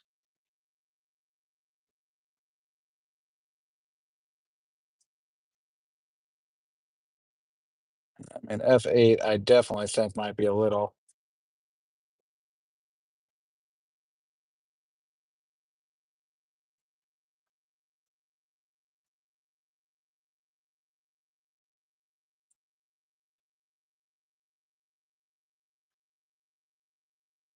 I think 5/6 might actually be pretty good here.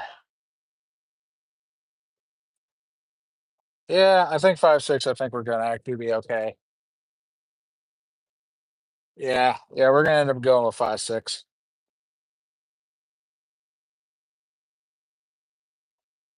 So I say ISO 800, 239856. So I'm gonna go over here and we're change this to match.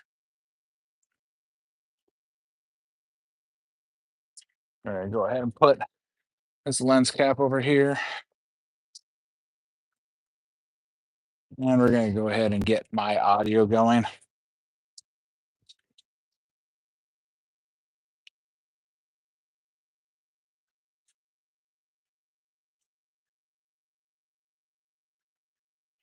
So as I mentioned, we're gonna change aperture to 5/6. Then we want to get this opened up. I'm gonna put my Audio on. Properly close this so we don't crunch any cables because I crunched my cause 11 cable and I have not tested it yet to see if the cause 11 cable is still good. But it's not the world's greatest idea to go crunching a $400 micro or lav mic cable. Not pleased with myself on that one. Very disappointed in myself with that. But I don't know. That's something for me to check about on another day. That is not our thing to think about for today. So, this thing is angled for audio capture from a different direction. So we actually need to put this thing over here today, I guess. Put this on the right side. Normally it doesn't go on this side, but it's going to go on this side for today because I'm missing a thing. All right, turn power on.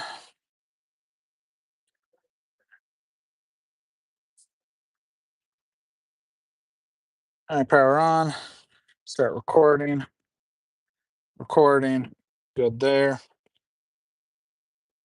Drop that down in the cargo pocket. Close up our side here.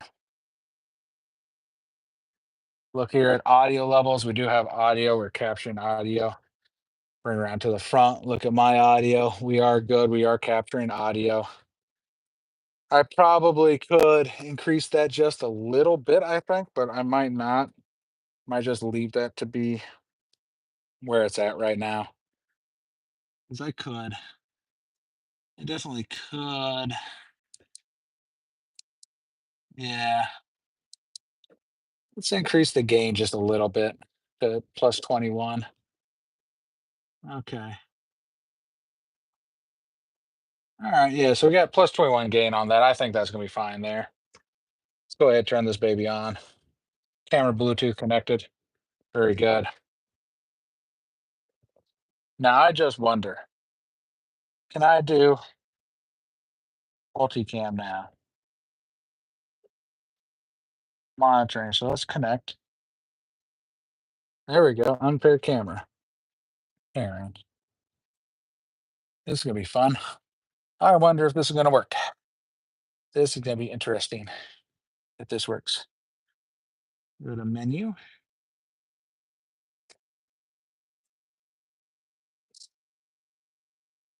Bluetooth. Pairing.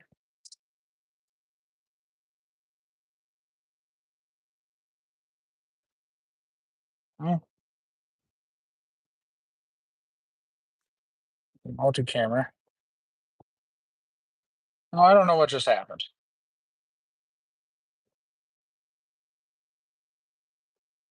There. Pairing. Okay. Pair. This is going to be interesting. If I can do multicam, I'm going to be extremely happy.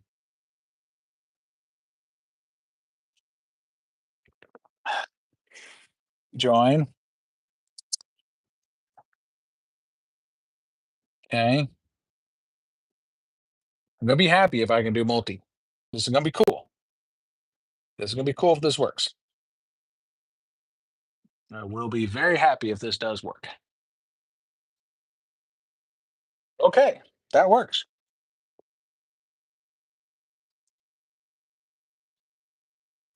5, 6. There's that. There's that. Okay. That's interesting. Okay. How do I switch between?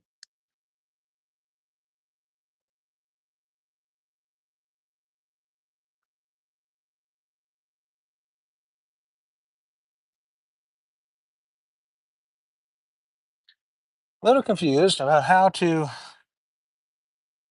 settings. I want to see multiple.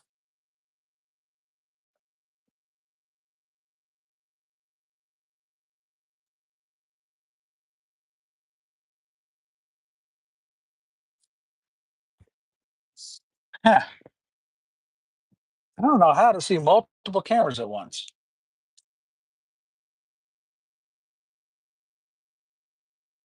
That is not something I was expected. I can cancel.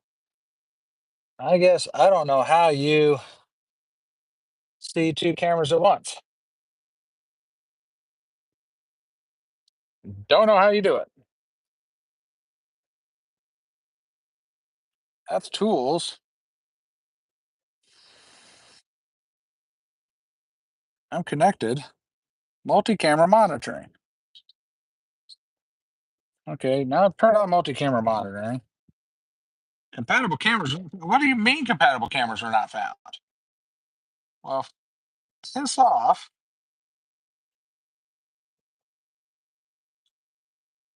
Maybe this thing had to reconnect the cameras to do multicam. This is weird. Not enthusiastic about how this freaking works. This should be much more simple than this. I want multi-camera monitoring. It's searching for cameras now.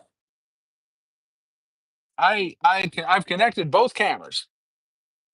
Don't know how to make this thing do what I want it to do. Because now it's searching for cameras. And it's got cameras to connect to.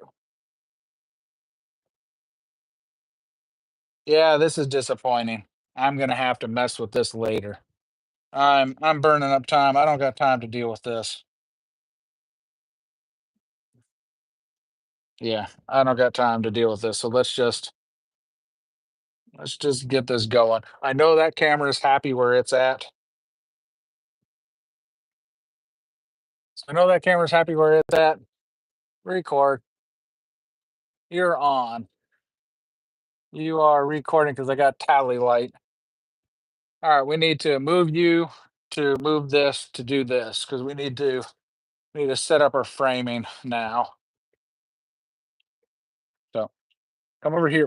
What are you? What has occurred with you? What have you done? You are no longer streaming. What have you done? What has occurred with you? Whoa. What has happened here? Um,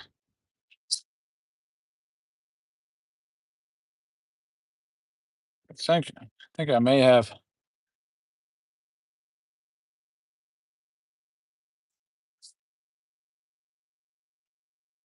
What's going on? What happened?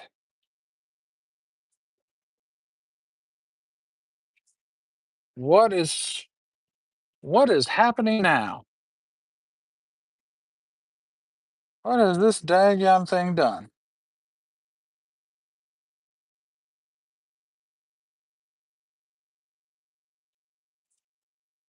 What have you done, good sir?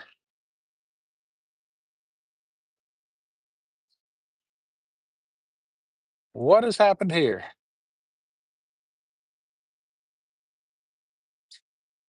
This thing has done gone stupid.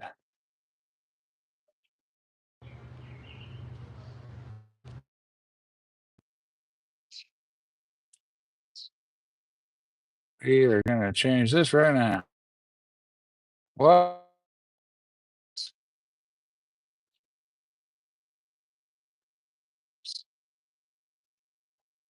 what has happened here? What has happened? What has happened? There we go. Okay, we got you back. That was different. That was that was the weirdest damn thing ever. Okay, you just went drunk for a moment and just straight up disconnected and didn't work. So I think this thing's back to being live. Trying to see. Skip to live. Okay. We're we're back to working. Don't know what happened there. That was dumb. This thing went drunk. Don't know why it went drunk, but it definitely went drunk. So now let's work on setting this up where it needs to be. Would be nice to charge you, but I ain't got a cable that can fit that right now. So I just hope you stay alive for this.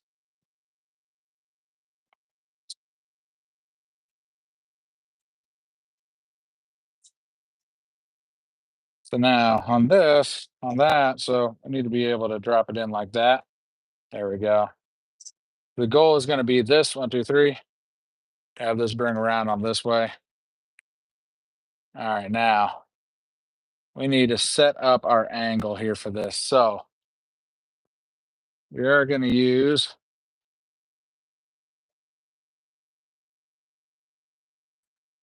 our handy dandy tablet. We're going to use this for our framing.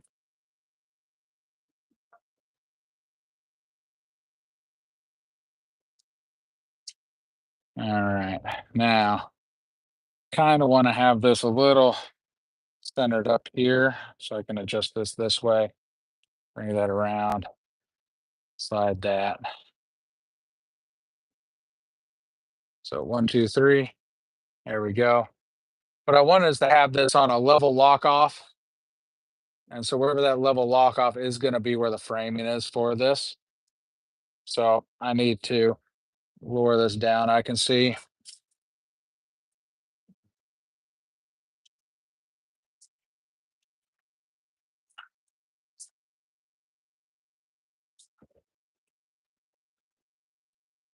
Now we will roughly level the leg.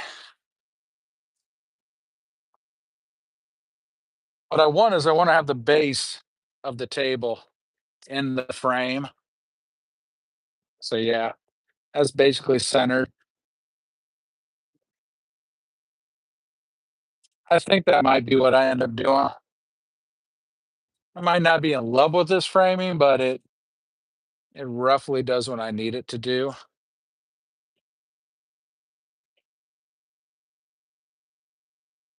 I just want to come over here and take a look at this.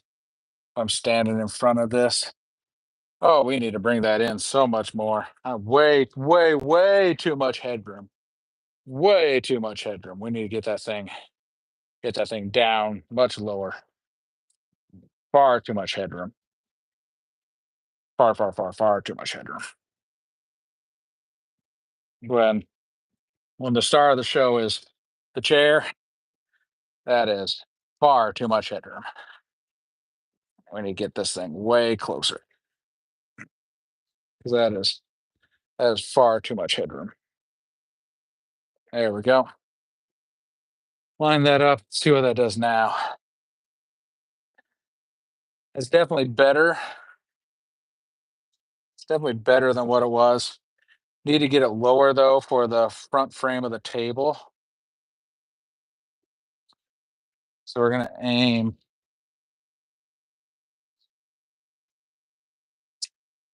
I think I'm gonna move it over here a little bit. And we're gonna lower it down even more.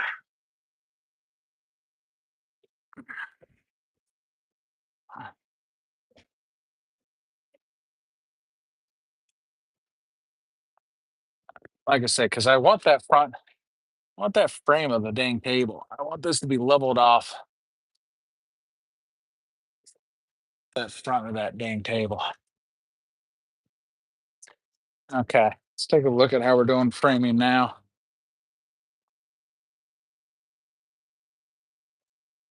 Yeah, yeah, it's doing a little bit better. It's definitely doing a little bit better. Still too much headroom. Still far too much headroom. I don't need that much headroom. I like where I'm cornered off on this, like I'm centered right now on the frame, but still feel like that's way too much headroom on there right now. Need to angle this to the side a little bit. 1, 2, 3. Center that off. Looking at the framing there. Because yeah, we can actually bring that down a little bit more. Let's just see what happens if we bring it all the way down to there. I'm interested in that. What happens if we bring it all the way down to the base.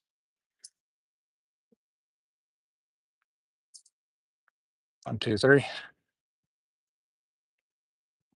All right, let's see how that works. Yeah, that's fine. That's much I'm a lot happier with that.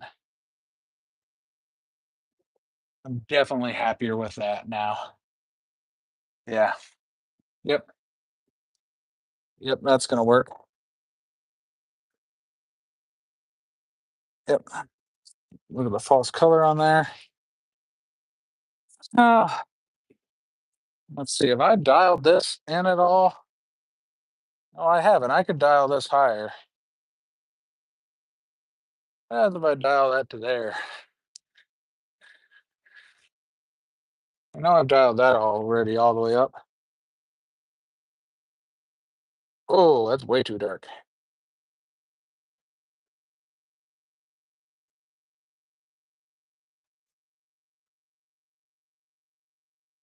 Need to adjust that exposure down. Go back down to 6. See what that's looking like.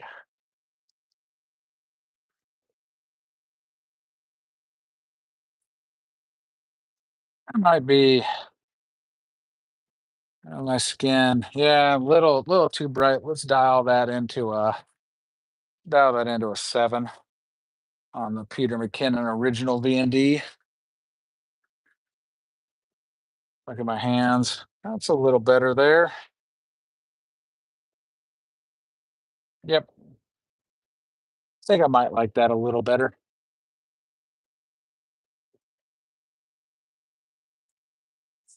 Turn the hat around, put the sun to the face. Yeah, definitely a little overexposed, but I think that's gonna be fine. So what we're doing. Okay. I think I can close this up now. This got really hot. I mean, it's got stupidly hot. 1, 2, 3. All right. I need to put this inside. This thing's way too hot right now.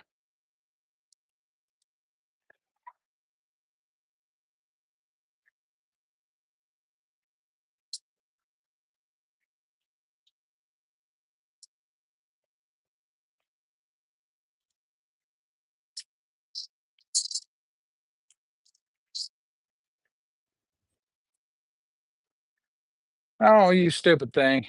Come back down here. I'm over here, you dumb thing. All right, we got 24% on the battery on this, the 16 Pro Max. So yeah, that's gonna be that. Start recording. Tally on. We are recording, I do believe. Yes, wreck. All right, here we go. Let's do this. Oh, don't need this over here right now. Put it this way. Put this off here to the side. All right, here we go.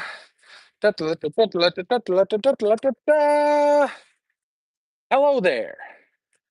I love my Viper chair, especially because it's in this gorgeous flame orange. But I have a slight problem with it. I wanted to use this as the office chair inside of my studio barn.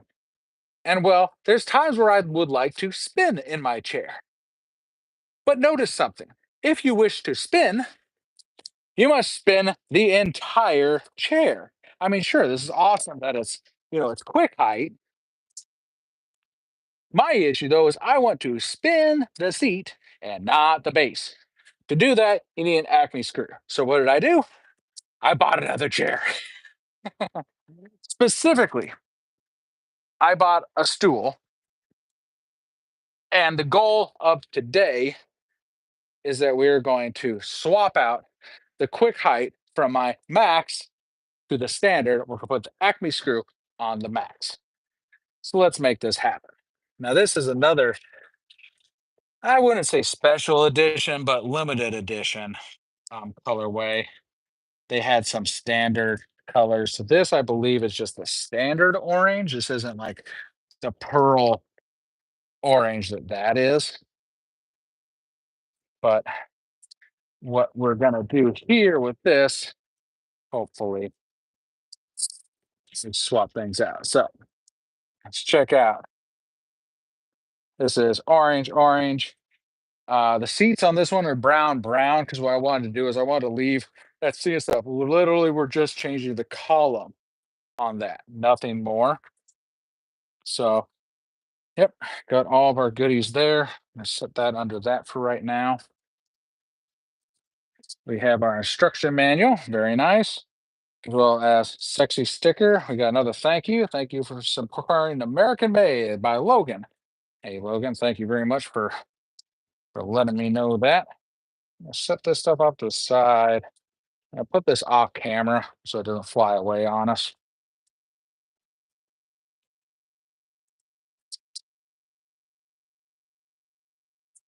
And I'll just put that chair over there. So now we have our happy instruction guide, assembly guide. Very nice, very nice, very nice. Notice that we need some tools. We need half-inch wrenches and or sockets. We need three-quarter wrenches and or sockets. We need 3/8 wrenches and or sockets. And we need a 5/32 hex key. We have our 5/32 hex key. We have our end wrenches. We have an 3/8, we have 1/2, and we have 3/4. I also have 3/8, and we have our 3/8 as well as our half-inch sockets. Now, one of the things that you want to do is you want to use hand tools because you don't want to overstrip. You don't want to strip out any of the thread items. Now, key things are, of course, we're swapping out this Acme thread with this chair. So we want to go through the process of putting things together, but then we want to stop when it comes to this quick height and when it comes to the Acme thread portion. Luckily, they're kind of easy to swap out. And so what we're going to do is focus on a few things. So we're going to assemble the base first. That's what it wants us to do right now. Since I've already put one of these together, kind of have an idea of what you're supposed to do. And so I know the tools and items we need to get out first. We have our Delrins. I do believe that these are for the casters. Actually, I'm trying to remember, what are these for? What are these Delrins for? Where do these go? There's that. There's that. There's that. There's washers. Acme rod chairs only. That's for the very bottom portion. Hmm. Hmm. I am just a wee bit confused as to what these Delrins are for. Maybe that's why there's a little sticker and it might tell me. Aha. Revised caster bolt stack up. Provide nylon washer. Ah, and then the nut on the bottom, and then that, and then that. Does this have the nylon? This is just kind of an offset check here, but I don't remember if this chair has nylon. It does. Okay. Ah, they just haven't done a full redo of the manual yet to include this little bit of nylon. So take a sip. All right. I understand what that's for now. Set that off to the side. Big old pouch of hardware. Very nice. Put this off to the side. Pop this open.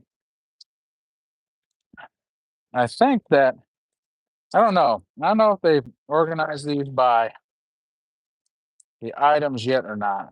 It doesn't appear so. It would have been nice if they had done that, but they haven't done that yet.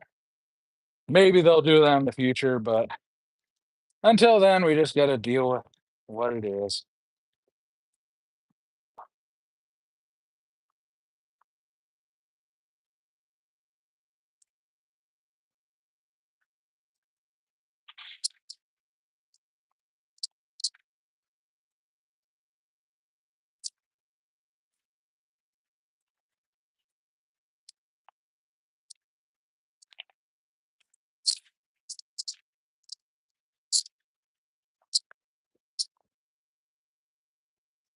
We need two and we need three.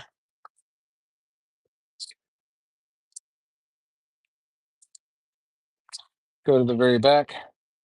Two is the Now, see, this is the thing. You guys need to simplify this again with this problem. I have bags that tell me sizes. You have just spec numbers instead of sizes. That does not help me for what I wish to know right now. I need two, three, and five. So five, I have 15. So that's what allows me to figure this out because I have the number of it. Then I need two and three. And then two and three are in 10 and 15. So I have 10 of those. And I have 15, but I need to figure out the correct one of these. And I do believe it is this shorter one. I think that that longer is this is for the seat assembly. Number six, which has 15 in the inventory, is for the seat. Yeah, 16, 15, that's for the seat.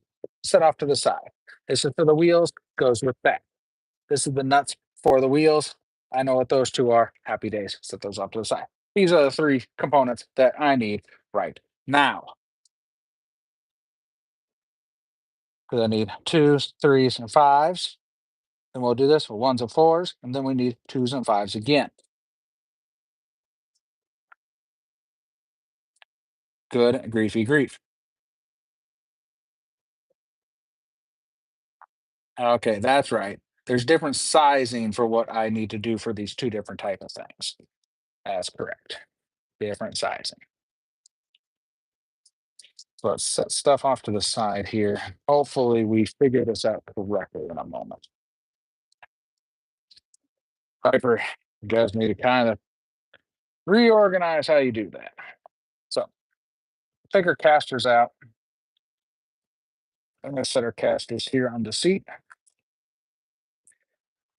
Now, for me personally, I do a little bit different than what they recommend when it comes to the casters because I want two casters side by side so that I'm able to sit down and go bump and bump to lock off. All right, lift this out, get this piece of cardboard out with it, and then just kind of keep this all together and set this off to the side. We will need that in a moment. Whoa, look at that. Very beautiful brown leather. Very nice. Play with that after a bit. Oh my God. Wow. Wow, this blaze, this is beautiful blaze orange. This is fantastically gorgeous blaze orange. It's really, really is pretty. Are you still recording? I think. I don't know. Are you recording? I see the red light on this. I do wish there was a better red light on this thing. I think you're still recording. I know there's a giant red tally light on the back of you. Yeah, yeah, that's good. All right. You need to grab this assembly. And what we need here is this center king. So drop that down. Let's put this back in here for right now. We're going to mess with that later. Okay, now what we need is to reach in here. Notice that the boxes are designed for both heights. This is just the standard height. Now let's go ahead and put all of our little nice trashy things over here. See if we can find where they wrap this. There we go. That's going to be kind of a pain. Get that. There we go. I don't want to use a knife on this because I don't want to scratch my paint. At least I don't want to scratch my paint yet. The paint will be scratched at some point. It's inevitable. Okay. Let's just set these over here. Take off our little cellophanes.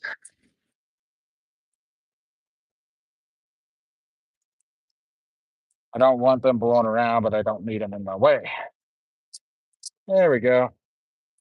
All right, I'll put that on top, and now we have a little bit extra working room. Very nice. Okay, we just need to start. Obviously, I need to make sure I keep these holes vertical. That's where this goes. The screws that drive directly into the hub are our threes. Our threes are our shorter of the assembly nuts.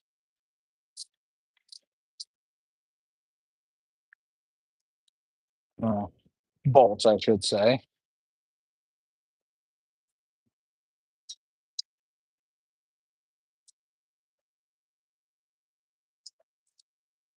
to line that up nicely. There we go. And we just want to leave that a little loose for the moment. Grab another one. Screw that in. There we go. Move to the next. There we are. What I want to do is I want to get all these center hub ones in. Or at least we'll start with these center hubs. There we go.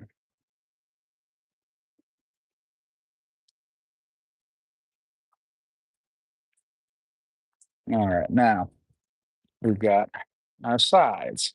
This is the number two that we have here. Oh, hey, there we go. We got a little vent hole on the baggie, so we can get that open.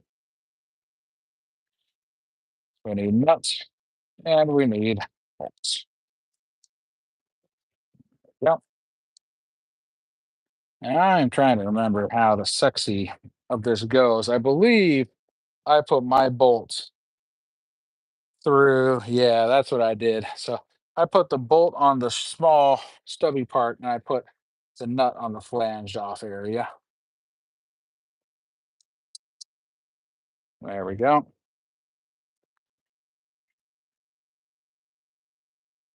And here and do this. Happy days.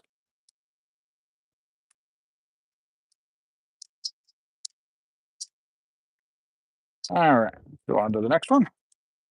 Notice as you kind of get going here, you start running out of room for certain stuff. This is the short ones.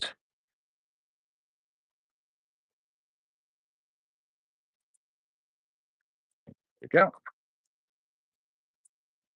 Do another one here.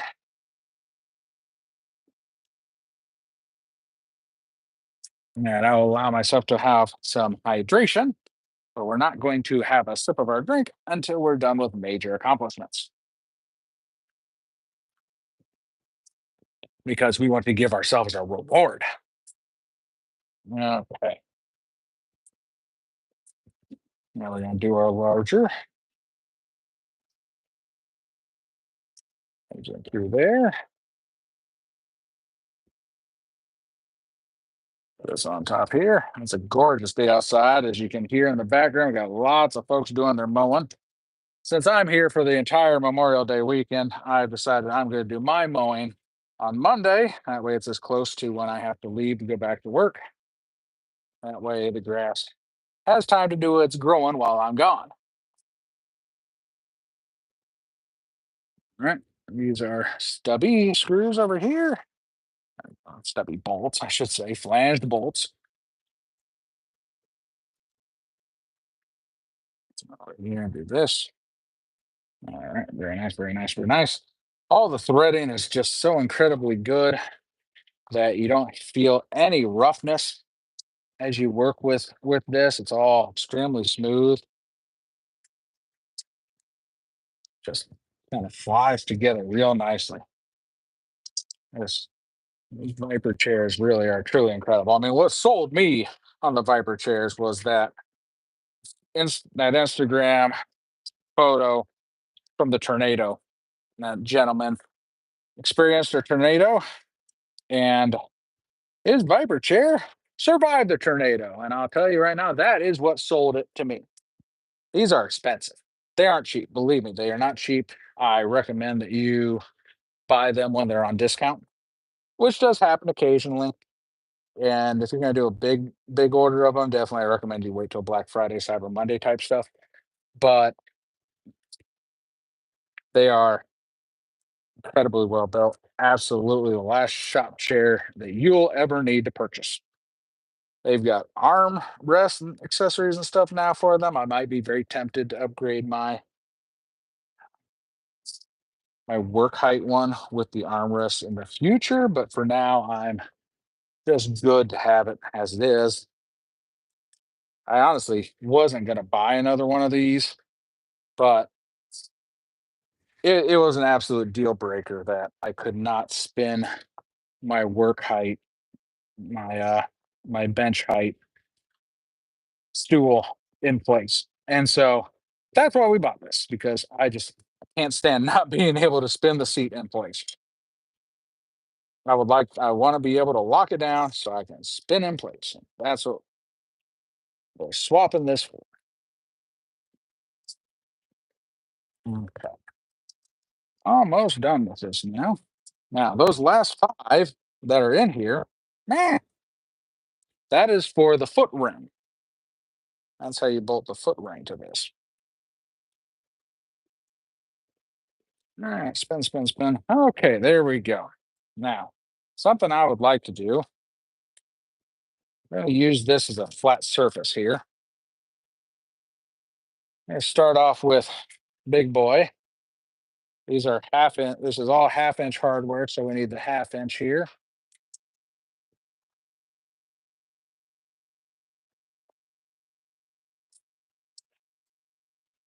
So I'm using my work surface as a flat surface, and we're going to start off with doing the center casting, making sure that is locked in.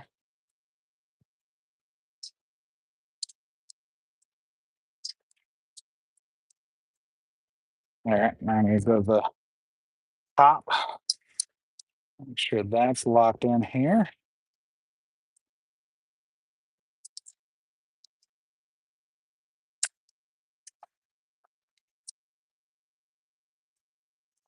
There we go. Trying to get these snug to start with. All right. Now I'm going to go through. I'm going to do my torque down.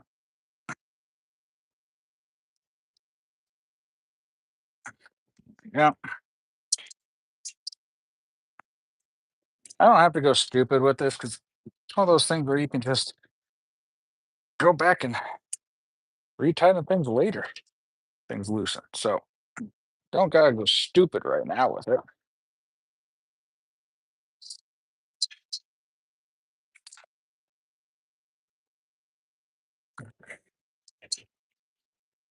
Now, I did try and reach out to them in the past to be like, hey, is there a torque value I'm supposed to do or something? Trying to be all super nerdy. They didn't say a dang thing. So it doesn't really matter. You just do it till it's tight. You'll be fine. All right, there we go. Now what we need to do is utilize our handy dandy wrench here. I'm going to take the extension off for this portion. It's again still half-inch hardware. But now what we need to do is grab our half-inch end wrench. Because now we have to tighten all the nuts and bolts.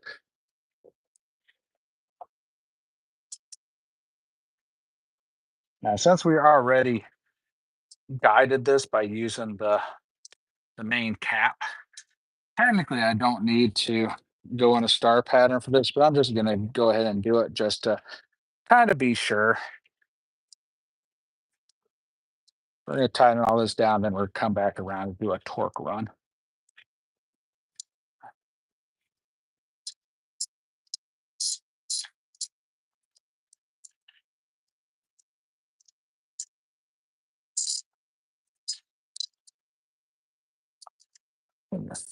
It's kind of a calming thing, just putting stuff together. If I wasn't doing this on camera, probably be rocking out to some music with it. But I want you to be able to hear all the little sound.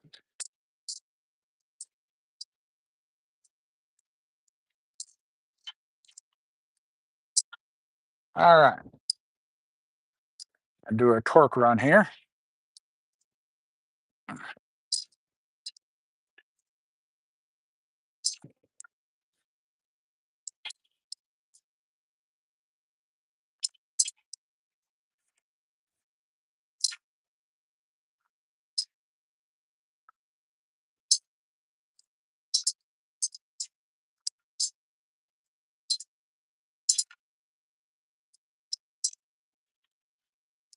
All right.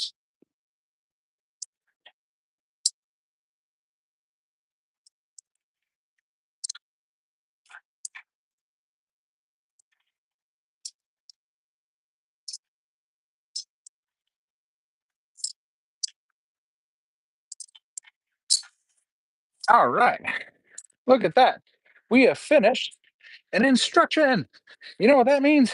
We get to reward ourselves with a drink. Ah, very good. Very good. Okay. Step two. We do not have an accessory tray with ours. At least I don't think I bought an accessory tray. No, I did not buy an accessory tray.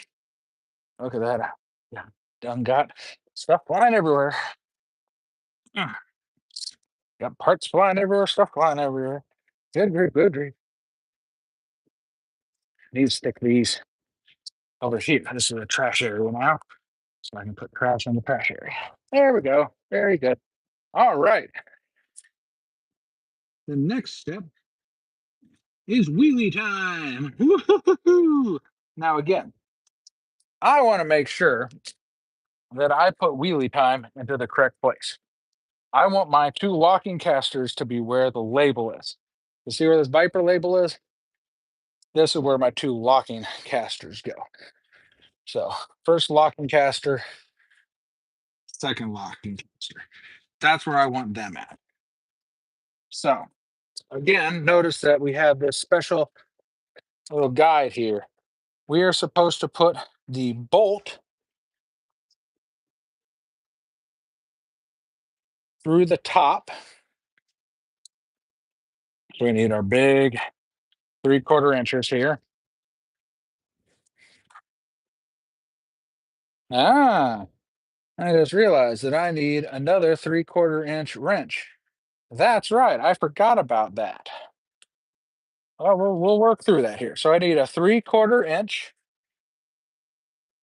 We then take, put this down, boom, bizza, boom, boom. Then we take our new special Delrin,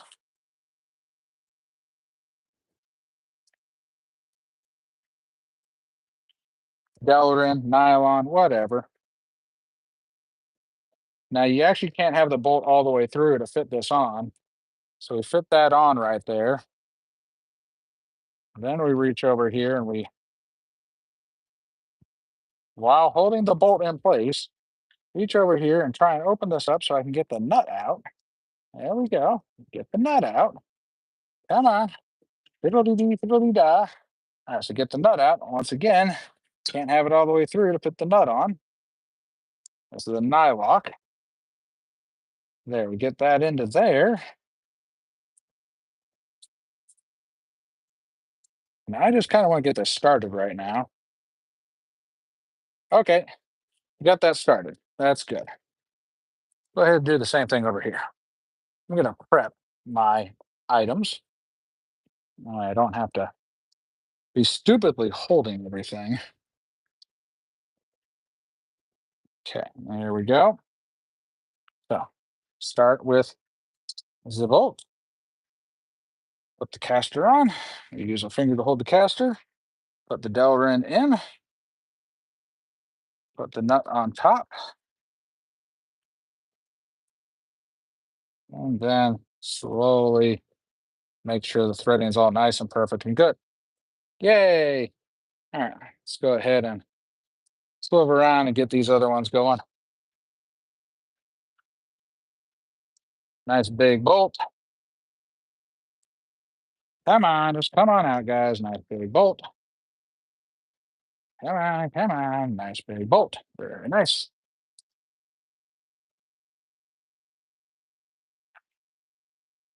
Nut. Nut and nut. All right, there we go. Nuts. And then nylon washers. Now, something that I'm going to try and do today is I'm going to try not to over tighten these. So when I did these with my elevated max, I over tightened them and it made it so the casters wouldn't spin that easily. So now I notice I need to go inside and I need to get the 3/4 inch head for my 1/2 inch. So one moment.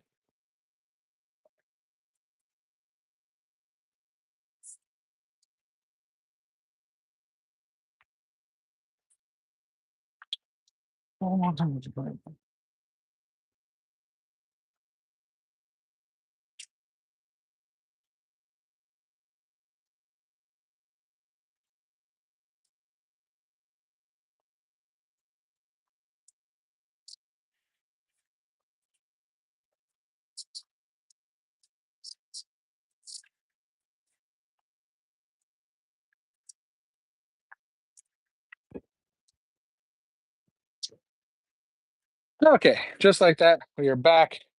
We have the 3/4 head for that. I forgot that that was a necessary thing for this. I also believe that, oh no, there is room right there, so I don't need the extension on that. So that'll work. Okay, go ahead and put thing over in over here. Grab our regular spinning caster. Grab our nylon, and let's grab our nut. Make sure we have that in the right position.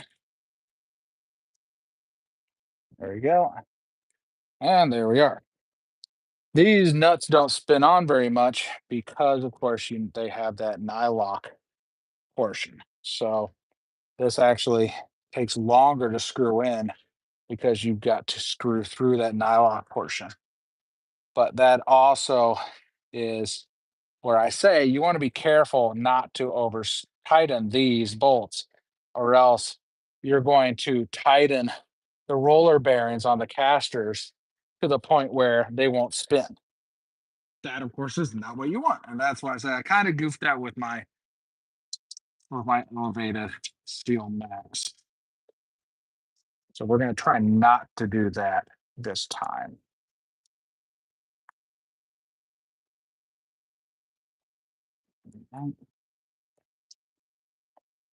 There we go. Okay, so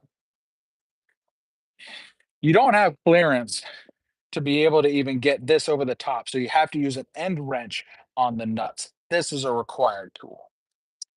But you can, however, use a socket on the bolt.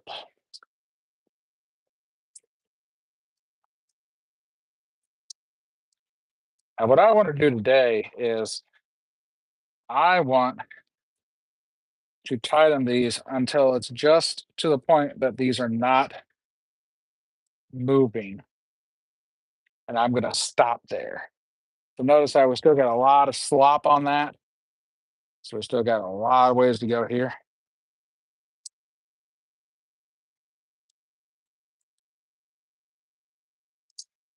But I'll be honest, the second I feel resistance, I'm going to stop this time.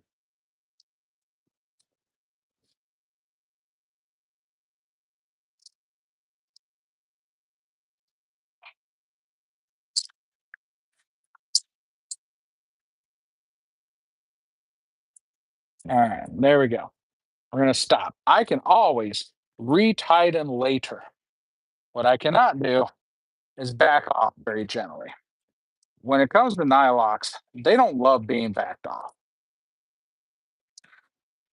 Your tightest portion of it will always be that first time you do it.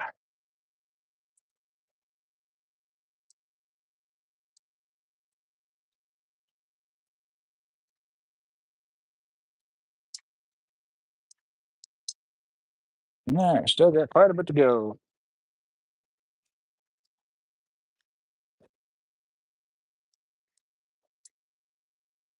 A little bit more.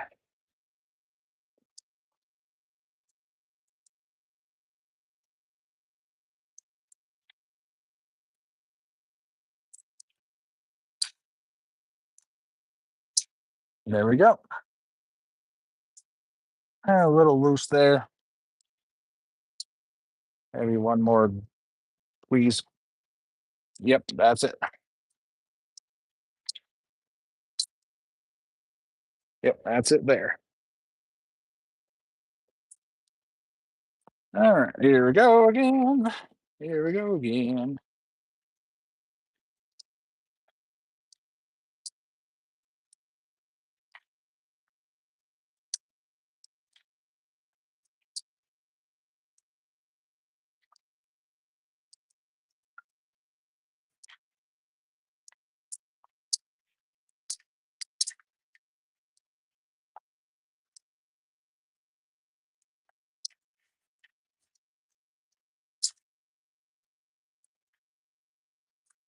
That's it.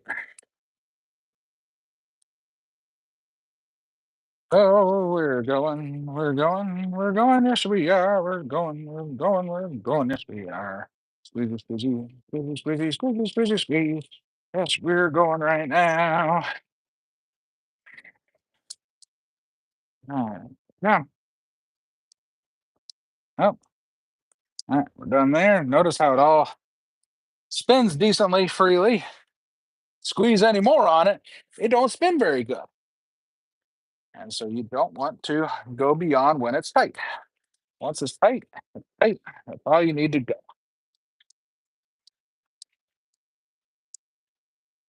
Oh, great.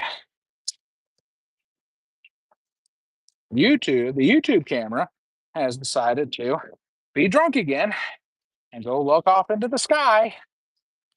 I swear, stupid YouTube camera. Hey, we're over here, you dumb thing. Okay. Hello. All right. Yep, yep, yep. That's tight. We don't want to do any more. That's all the 3/4 tools. All righty. Look at that. Look at that. We got a happy spinny base. Woo! It's amazing. All right. Now what we need to do is drink our reward.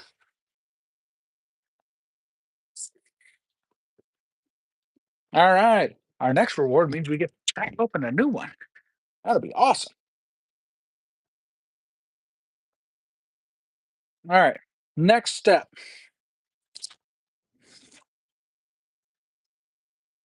For the next step, we are going to put on the foot ring. That requires the rest of our twos and our fives. I'm going to pull out the foot ring. Now, this one is just a pure, I believe, stainless. Oh, yeah. You can kind of tell this is stainless because this has got that gorgeous heat coloration that occurs when you weld stainless. So yeah, yeah, that's very nice. Okay, we're gonna go ahead and go with our little weep hole. We're gonna center our weep hole where our logo is. So our logo is right there. So that's where we're gonna center our weep hole. So just like that. Just to confirm, yep, there's the weep hole. So that's where we're gonna center that off at. Get this kind of lined up here. There we go. All right. Reach in here. Now we'll just put these nuts here up on the top.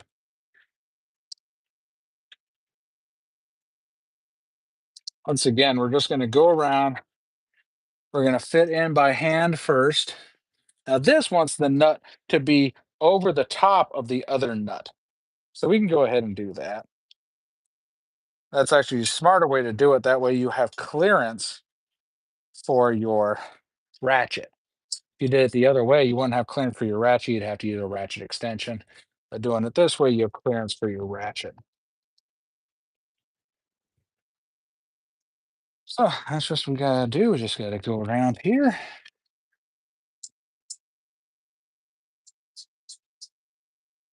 Get these all initially threaded in.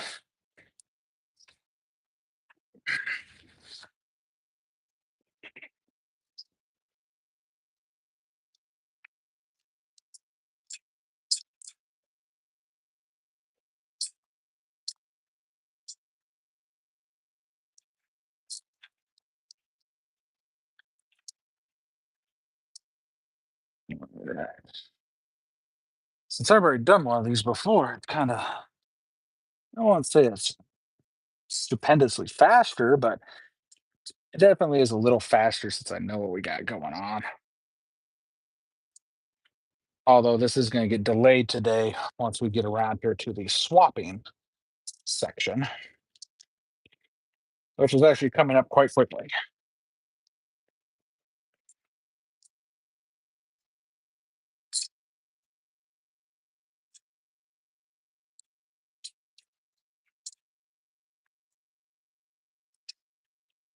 All right, there we go. Brush off the sharp edges here, scrape off a little bit of plastic from the deck. All right, we're going to go ahead and go back to our 1/2 inch and our 1/2 inch. I want to start here with my Vyper logo, and I want to get these two. Notice how this does move just a little bit. I want this front end to be, yeah, so we're just going to let that sit flat on itself.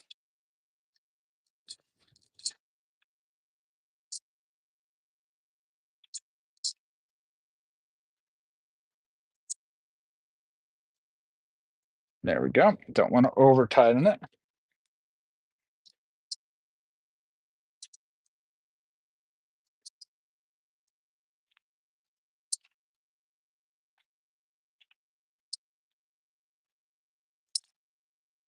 There we go.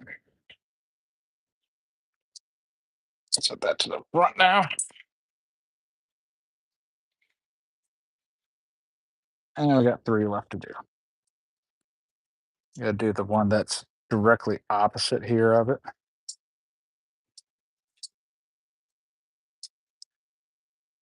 There we go.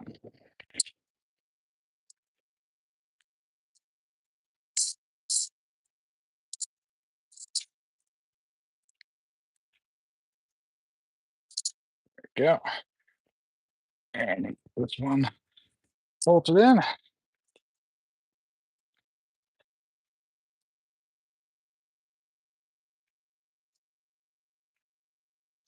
All right, very nice. Huh. Mike got a little spun around and drunk there because I accidentally cut the cable on the door handle going in. But hey, look at that. We finished another section. What does that mean? We get to reward ourselves with a drink.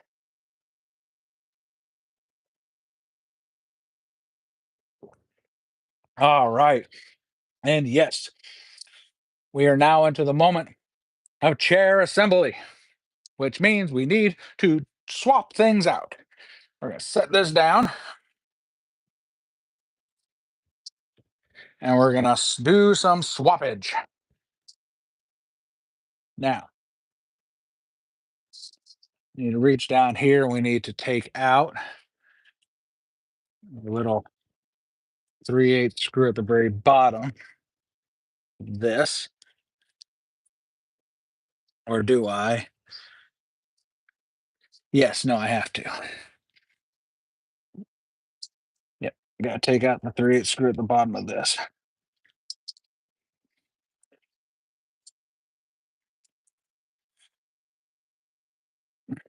Have to take this out so that we can do swapping with the other one later. That's what the 3/8 spool is for, simply for that bottom portion.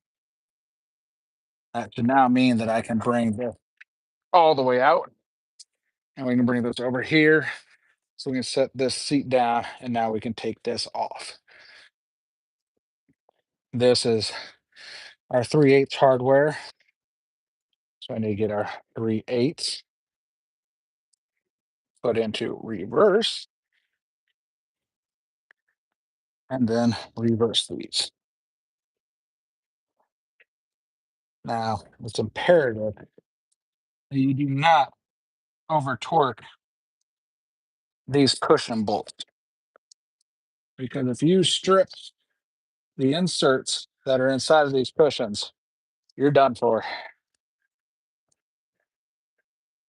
And so you have to be very careful with this portion.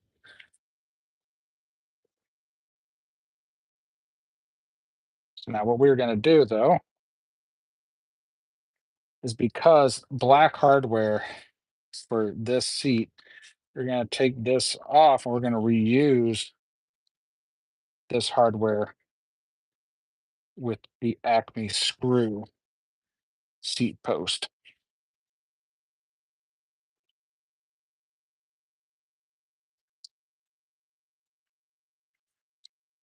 Now I'm going to take my knife. I'm going to do a little scratch here just to let me know that that is to the seat post or the seat back. So that lets me know how to align this. We're now going to take out the active screw portion here. Set this back in here for a moment. With this, it doesn't matter where I put it. So I'm just going to look and I'm just going to see about putting the weld mark closest to the back. All right. Now we're just going to line these back up and make sure that they thread in straight.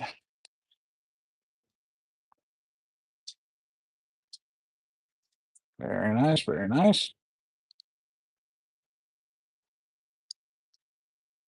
This is going to make me so doggone happy to be able to spin in place. I'm so happy about this. I really, really am.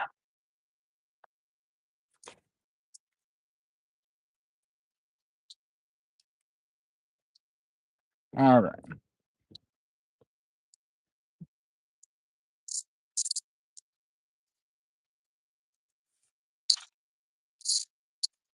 There's enough friction between the Zerk and the ratchet for it to properly do its ratcheting. I'm just bringing it in until it starts to touch.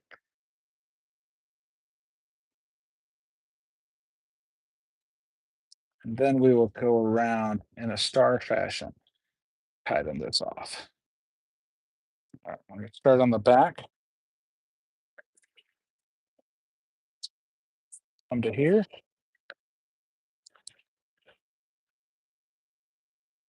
here, to here, and come to here. That's all we're going to do. If this gets loose later, I can always tighten this up a little bit more, but I actually in no way want to over tighten this. Now, we need to get this swapped out for that. To do that, we need to move our seat over. We're going to bring up our robust match. We're going to forget that there's a spring that was attached to the top of this that we need to include later. But now what we are going to do is we are going to disassemble the quick height. Quick height is put together with Allen screws, machine cap head screws. So we're going to start off with the top ones. We're going to fully unscrew these. We're having a T handle kind of better. I needed to do some reorganization in the barn where I have access to my T handle. You're stupid. I swear. That's it. We're bringing you guys closer. I don't know why this thing just cannot, for the life of itself, not do the right thing. So we're just going to bring you to here.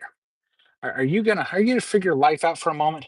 So, oh, gee, okay, that did not work out well. Try to do stuff. Ugh, you are irritating. I will tell you that right now. Falcon, don't like you. You're irritating. Okay. Doggone it, I lost a screw and all that. Where did it go? Oh, these are a lot shorter than I thought they were. Oh, that's fun. In the commotion, I have now lost a necessary screw. Oh, this is just great. This is just great. Me trying to live stream has now caused immense problems. That's just that's just great. I don't know where that went. Now I have to go finding a gosh darn machine screw. That's not what I wanted to do today. I did not want to have to go find a machine screw today. That is just that is just peachy. There, take those off of there. Put that off to the side. Now we get to take out these five. And then we'll move it over to the new one. But the new one wants different colored hardware. Yep, the new one wants silver hardware. So we have to use this hardware. I don't know. Actually, yeah, now I'm a little confused. 1, 2, 3, 4, 5, 6, 7, 8, 9. 1, 2, 3, 4, 5, 6, 7, 8, 9. Okay, I can swap it out. I can swap out everything.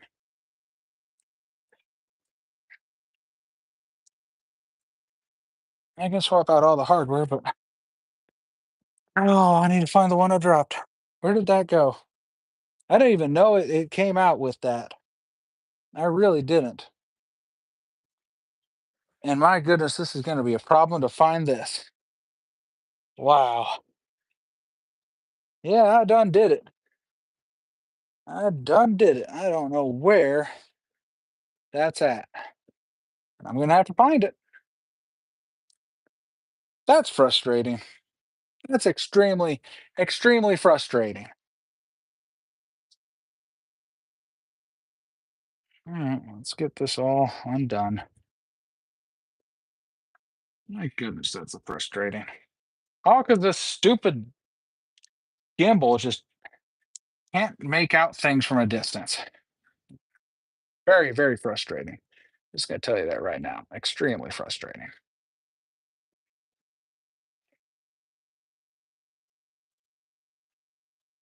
Kind of interesting how there's little bitty metal shavings in here from the quick height. Didn't think it would do that, but it does. Scrapes off little chunks of metal. Kind of interesting. All right. And there's that. And I just need to make sure to know that that handle goes off to the side. All right, let's pick this up. Set this down for a moment. Pray that I'm going to find that nut at some point during all this. So I can pick this up now. Put that label there. That's me needs to do this. And now I need the silver cap heads so that we can swap out the hardware. This one doesn't have a hole. We'll just make a hole.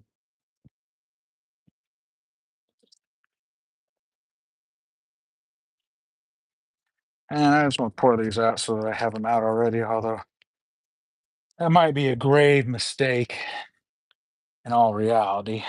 So we'll set them over here just so we don't lose them. Ah, there we go. So that means, if I remember, I want to put that there. So that means we're going to dump all those screws out. Set that down there, or set that there. Now we're going to use this glorious new silver hardware for this one. Now we need to back off so we know we're in the good grooves. There we go. Same thing here. Oh, flipped it over.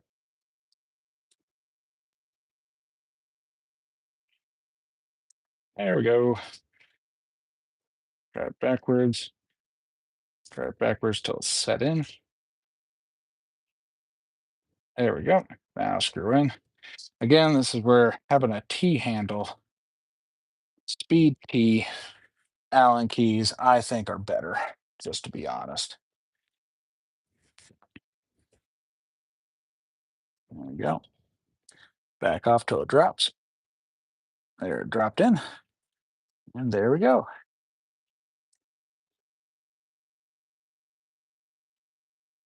All right. What do we do, folks? That's right. We drop it in.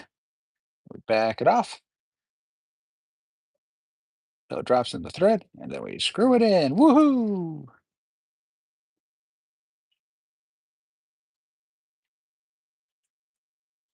And one more for this. Back it off until it drops. Dropped in, and screw it in. Very nice. All right.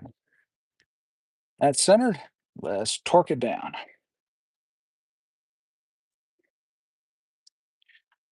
Now, what I'm doing to torque down, I'm just going till I twist the Allen key. I'm not going to over tighten. Just going to let it seat and be good. So I'm looking for that twist in the Allen key. There we go. Then we reset our two quick height clamps. We dump out our top hardware that has our missing piece that we need to find later. Drop that in. And now we do the new silver hardware on top of it. There we go. I felt that drop in right when I put it in.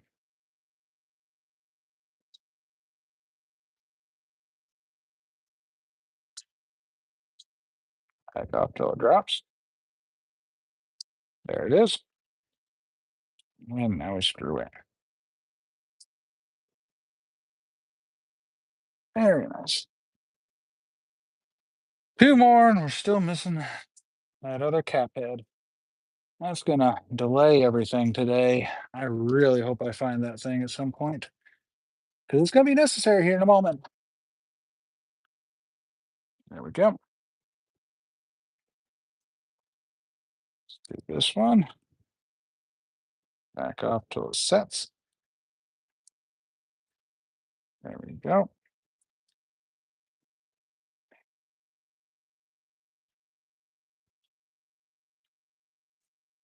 Okay.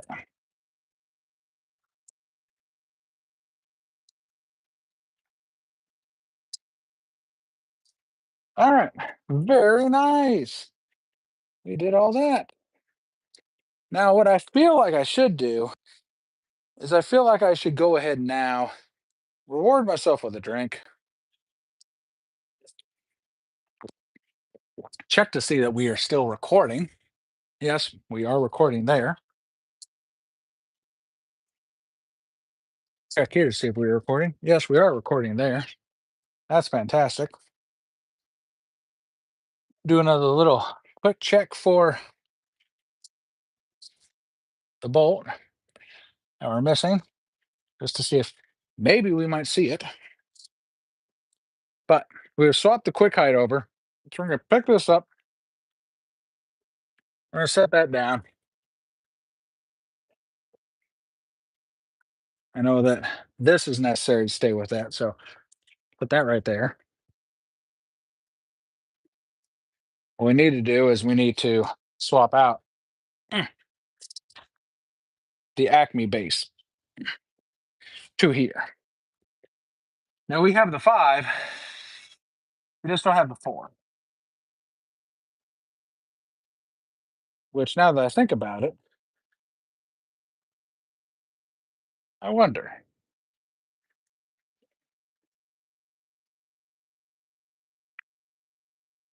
Need 9 of them for that. Oh, you only need 5 of them for this. Oh, well, how about that? Would fate shine down upon us that I don't even need to find the missing cap screw? Because, my good friends, the Acme only needs 5. The good Lord shining down on us today, letting us know that it's fine. It's fine that you lost one because you don't actually need it. I think that is amazing. We are running against time right now with the now I actually do kind of want to put it so that the latch handle here is right up front. So yeah, we're going to do that. Of course, that doesn't matter. The latch handle can shift everywhere. So actually, that doesn't matter. So in that case, we're just going to put this little scrape mark on here. We're going to put that scrape mark forward. All right, go ahead and go in here to our caps. Drop this in. Same thing. Back off.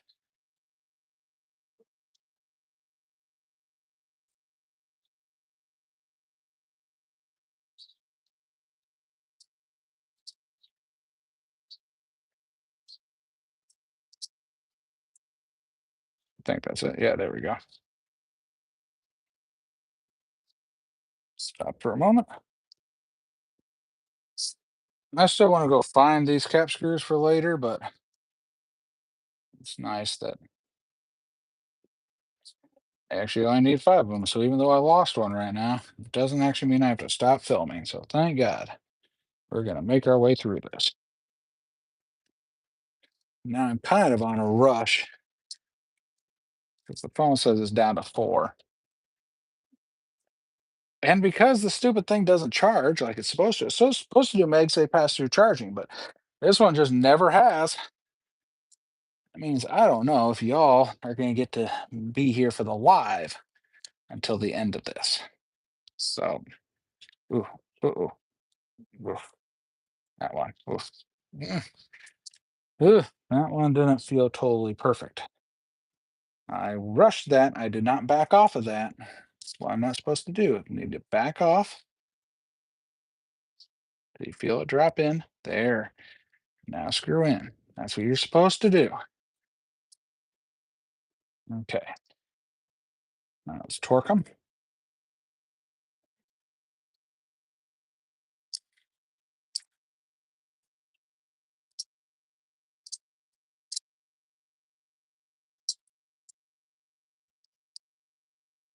All right.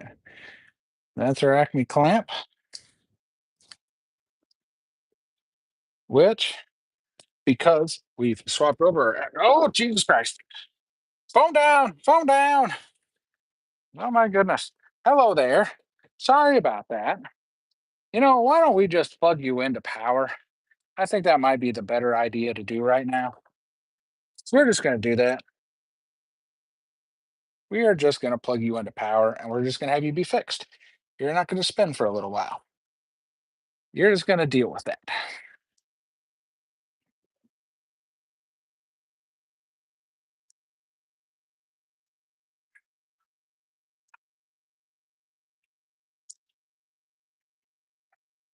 I have to,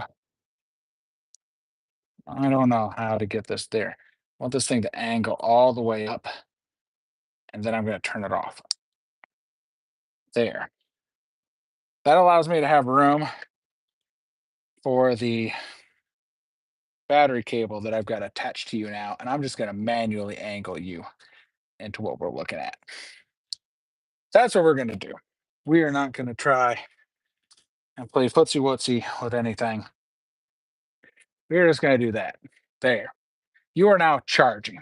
You are now angled down. We're going to angle you down just a little bit more so you see just a little bit. Don't love the angle I got you at right now. Gonna redo that a little bit. There. Okay. I'm gonna pray that you don't fall down. That's where you're gonna stay. I apologize for that. I was live streaming on YouTube, and well, problems. Let us spin this onto this glorious little guy. Oh, here it is, the magical moment where I then have an Acme screw. Oh, it's going to be fantastic. Oh, I cannot wait for this. Aha, here we go. Yes, we've done it. Hooray! Fantastic, amazing, stupendous, mind blowing, world changing. significant, interesting, passionate, awesome, strong, uh, circular, innovative, robust, and everything else under the sun as we screw this thing down to then put back into the very bottom of it our little securement screw with our 3/8 inch bolt. We just flicked out of our hands. Mm, get up here. Okay. All right, let's try that again. This might be the one thing I actually have to use my actual fingers for, but we'll see here.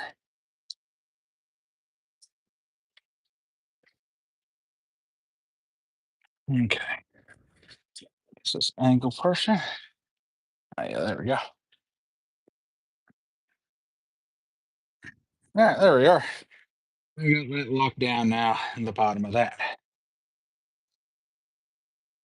There we go. But now I finally have something that I can spin in place. My goodness, that makes me feel happy. And this, that's how you technically lock it down for when you don't want it to spin. Kind of need to do it even more. Kind of needs to be really tight to be able to keep it from spinning. Yeah, back that up just a skosh. There we go. That can sit. And there we go. Yep, that locks that down. Awesome. Cool. All right, let's set this baby off to the side. We have successfully upgraded that one. Hooray! That makes me so incredibly happy now. Let's finish building out our new stool. So we are at the moment where we need to attach all the components to the seat bottom. Let's go ahead and bring out the glorious seat bottom. There we go. Oh, hey, look at that. We found that cap screw. Fell into the box. Ain't that freaking fantastic? Now we have all of those. Kind of knew we would come across it. I just didn't realize I wasn't going to need it. Okay. I'm going to go ahead and use the plastic here with it just to protect it while we're working on it. There we go. Backrest that way. Let's go ahead and put on the top first here. Again, I made that mark so I know that this goes backwards. Just like that right there. This is where we need this hardware. Well, it's going to be our 3/8 for our seat hardware.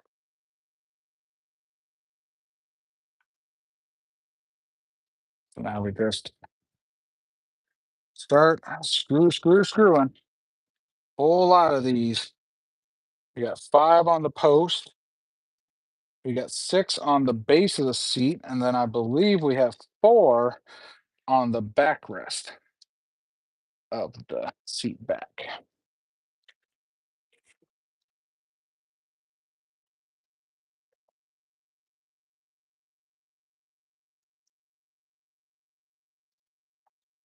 Now, before I go screwing, oh, that one don't want to go in too nicely here. Let's see if we can. Okay, that one. All right. By resetting it, that actually screwed in nicely, so that's good. And go ahead and we're going to grab our seat back now.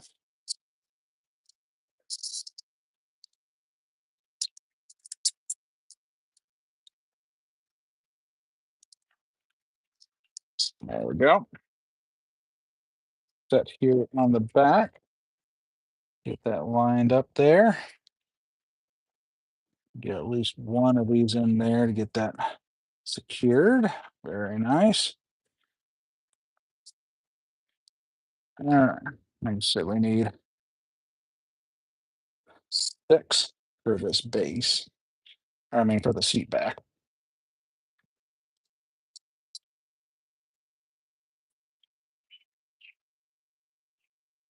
Screw it in there. All right, now I need three more for this side.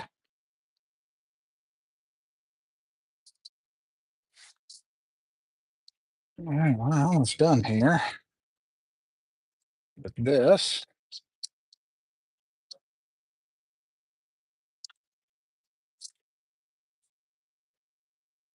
And in all reality, we're getting pretty dang close to being done here, folks. Now, bring out those 3/8 and go ahead and do a star pattern on the seat bottom again.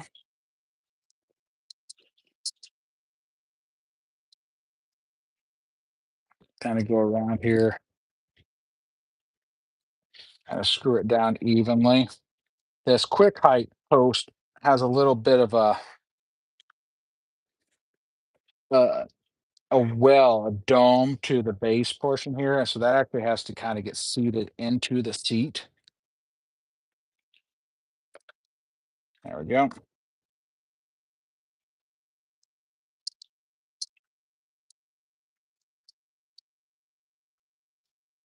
Yep. Again, I can always come back and pattern these later if I need to. I just need to be careful not to go too far. Really, I'm just kind of going by feel, how much tension I'm putting on that, and then stopping so I don't go too crazy. So here for this bottom, I'm just going to bring these in so they're snug. Then I will do the same thing. We'll do a bit of an ex. Oh no!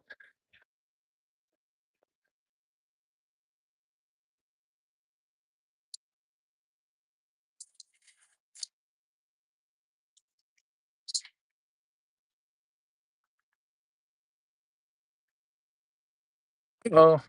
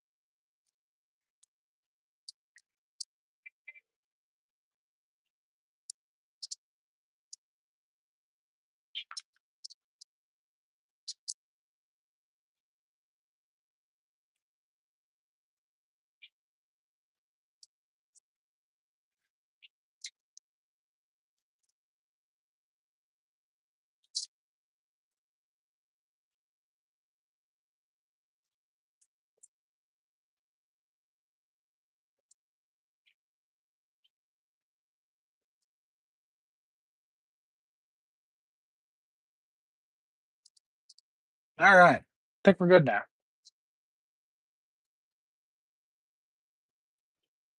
I don't know how much battery's left on that one.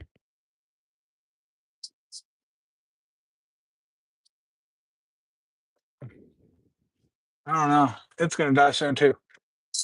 Hello, folks. Welcome back. Battery died on the A camera. Let's get back at this. We're almost done anyway, so hopefully the overhead cam is going to stay with us. We were just tightening down here, seat back, the backrest bolts. Getting them seated here. And then once they're all kind of seated, we're going to go around with a star pattern.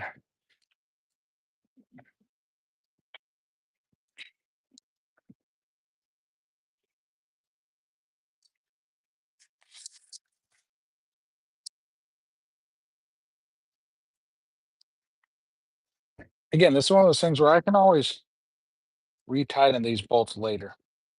You don't want to go overly hog wild with them initially. Now we're going to always set this up here.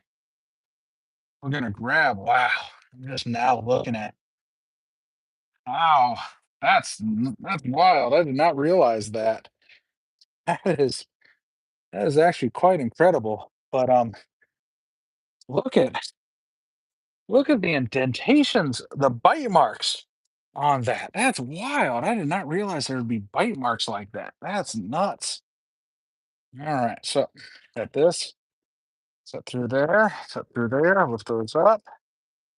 There we go. Okay. Now we have a retaining screw.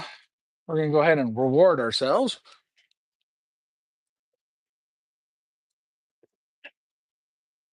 But we do have a retaining plate and screw put in the bottom so that when you adjust this, you don't accidentally launch yourself out of your seat. And this is the very small 3/8 wrench that you need is with this very specific screw or bolt. This is a bolt.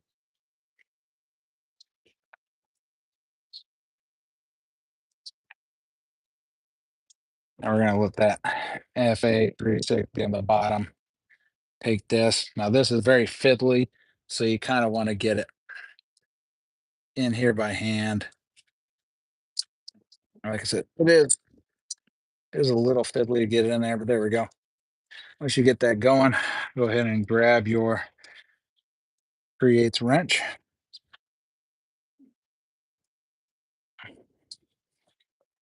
Get that nice squeeze. And that lets it not come out. That's the key thing with that. So now all we got left is the backrest. So reach in here, bring the backrest out. We also have one more little bitty step that we do on the very back. We reach in here, bring out these 4 3/8 bolts for the back cushion. I'm trying to think. I don't know. Oh, that's right. See, now you gotta be careful with the quick height. You gotta grab it by the base to move it around. There we go. I just kind of want to be able to have you guys see what we're doing. Make sure the Vyper text is upright. Put that first one in there. Here we thread in straight. Go ahead, reach here, grab onto the other side. Goes in. Very smooth with the hand. Make sure that's straight. Very good. Bottom.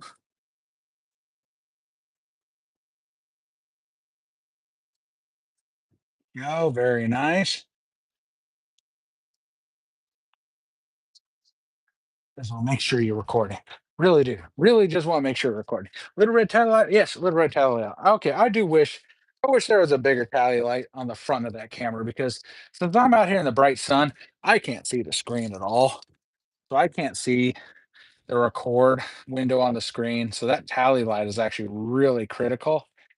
And I'll be honest, it not being that, not having a bolder front one, kind of frustrating. I mean, I do agree that the fall cam cage does kind of hide that, but what do you guys care about? You don't care about the dang camera, you care about the chair. So we're gonna screw the chair. Ah, all right, come on, screw the chair. Screw the chair. Oh, we're almost done. Yippee. I'm actually gonna put the extension on this so I can speed run these in a little bit. There we go. There we are. Very good. Very nice. All right. Let's do some tightening. Okay.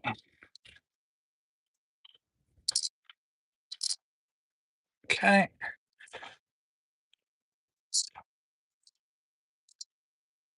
Okay.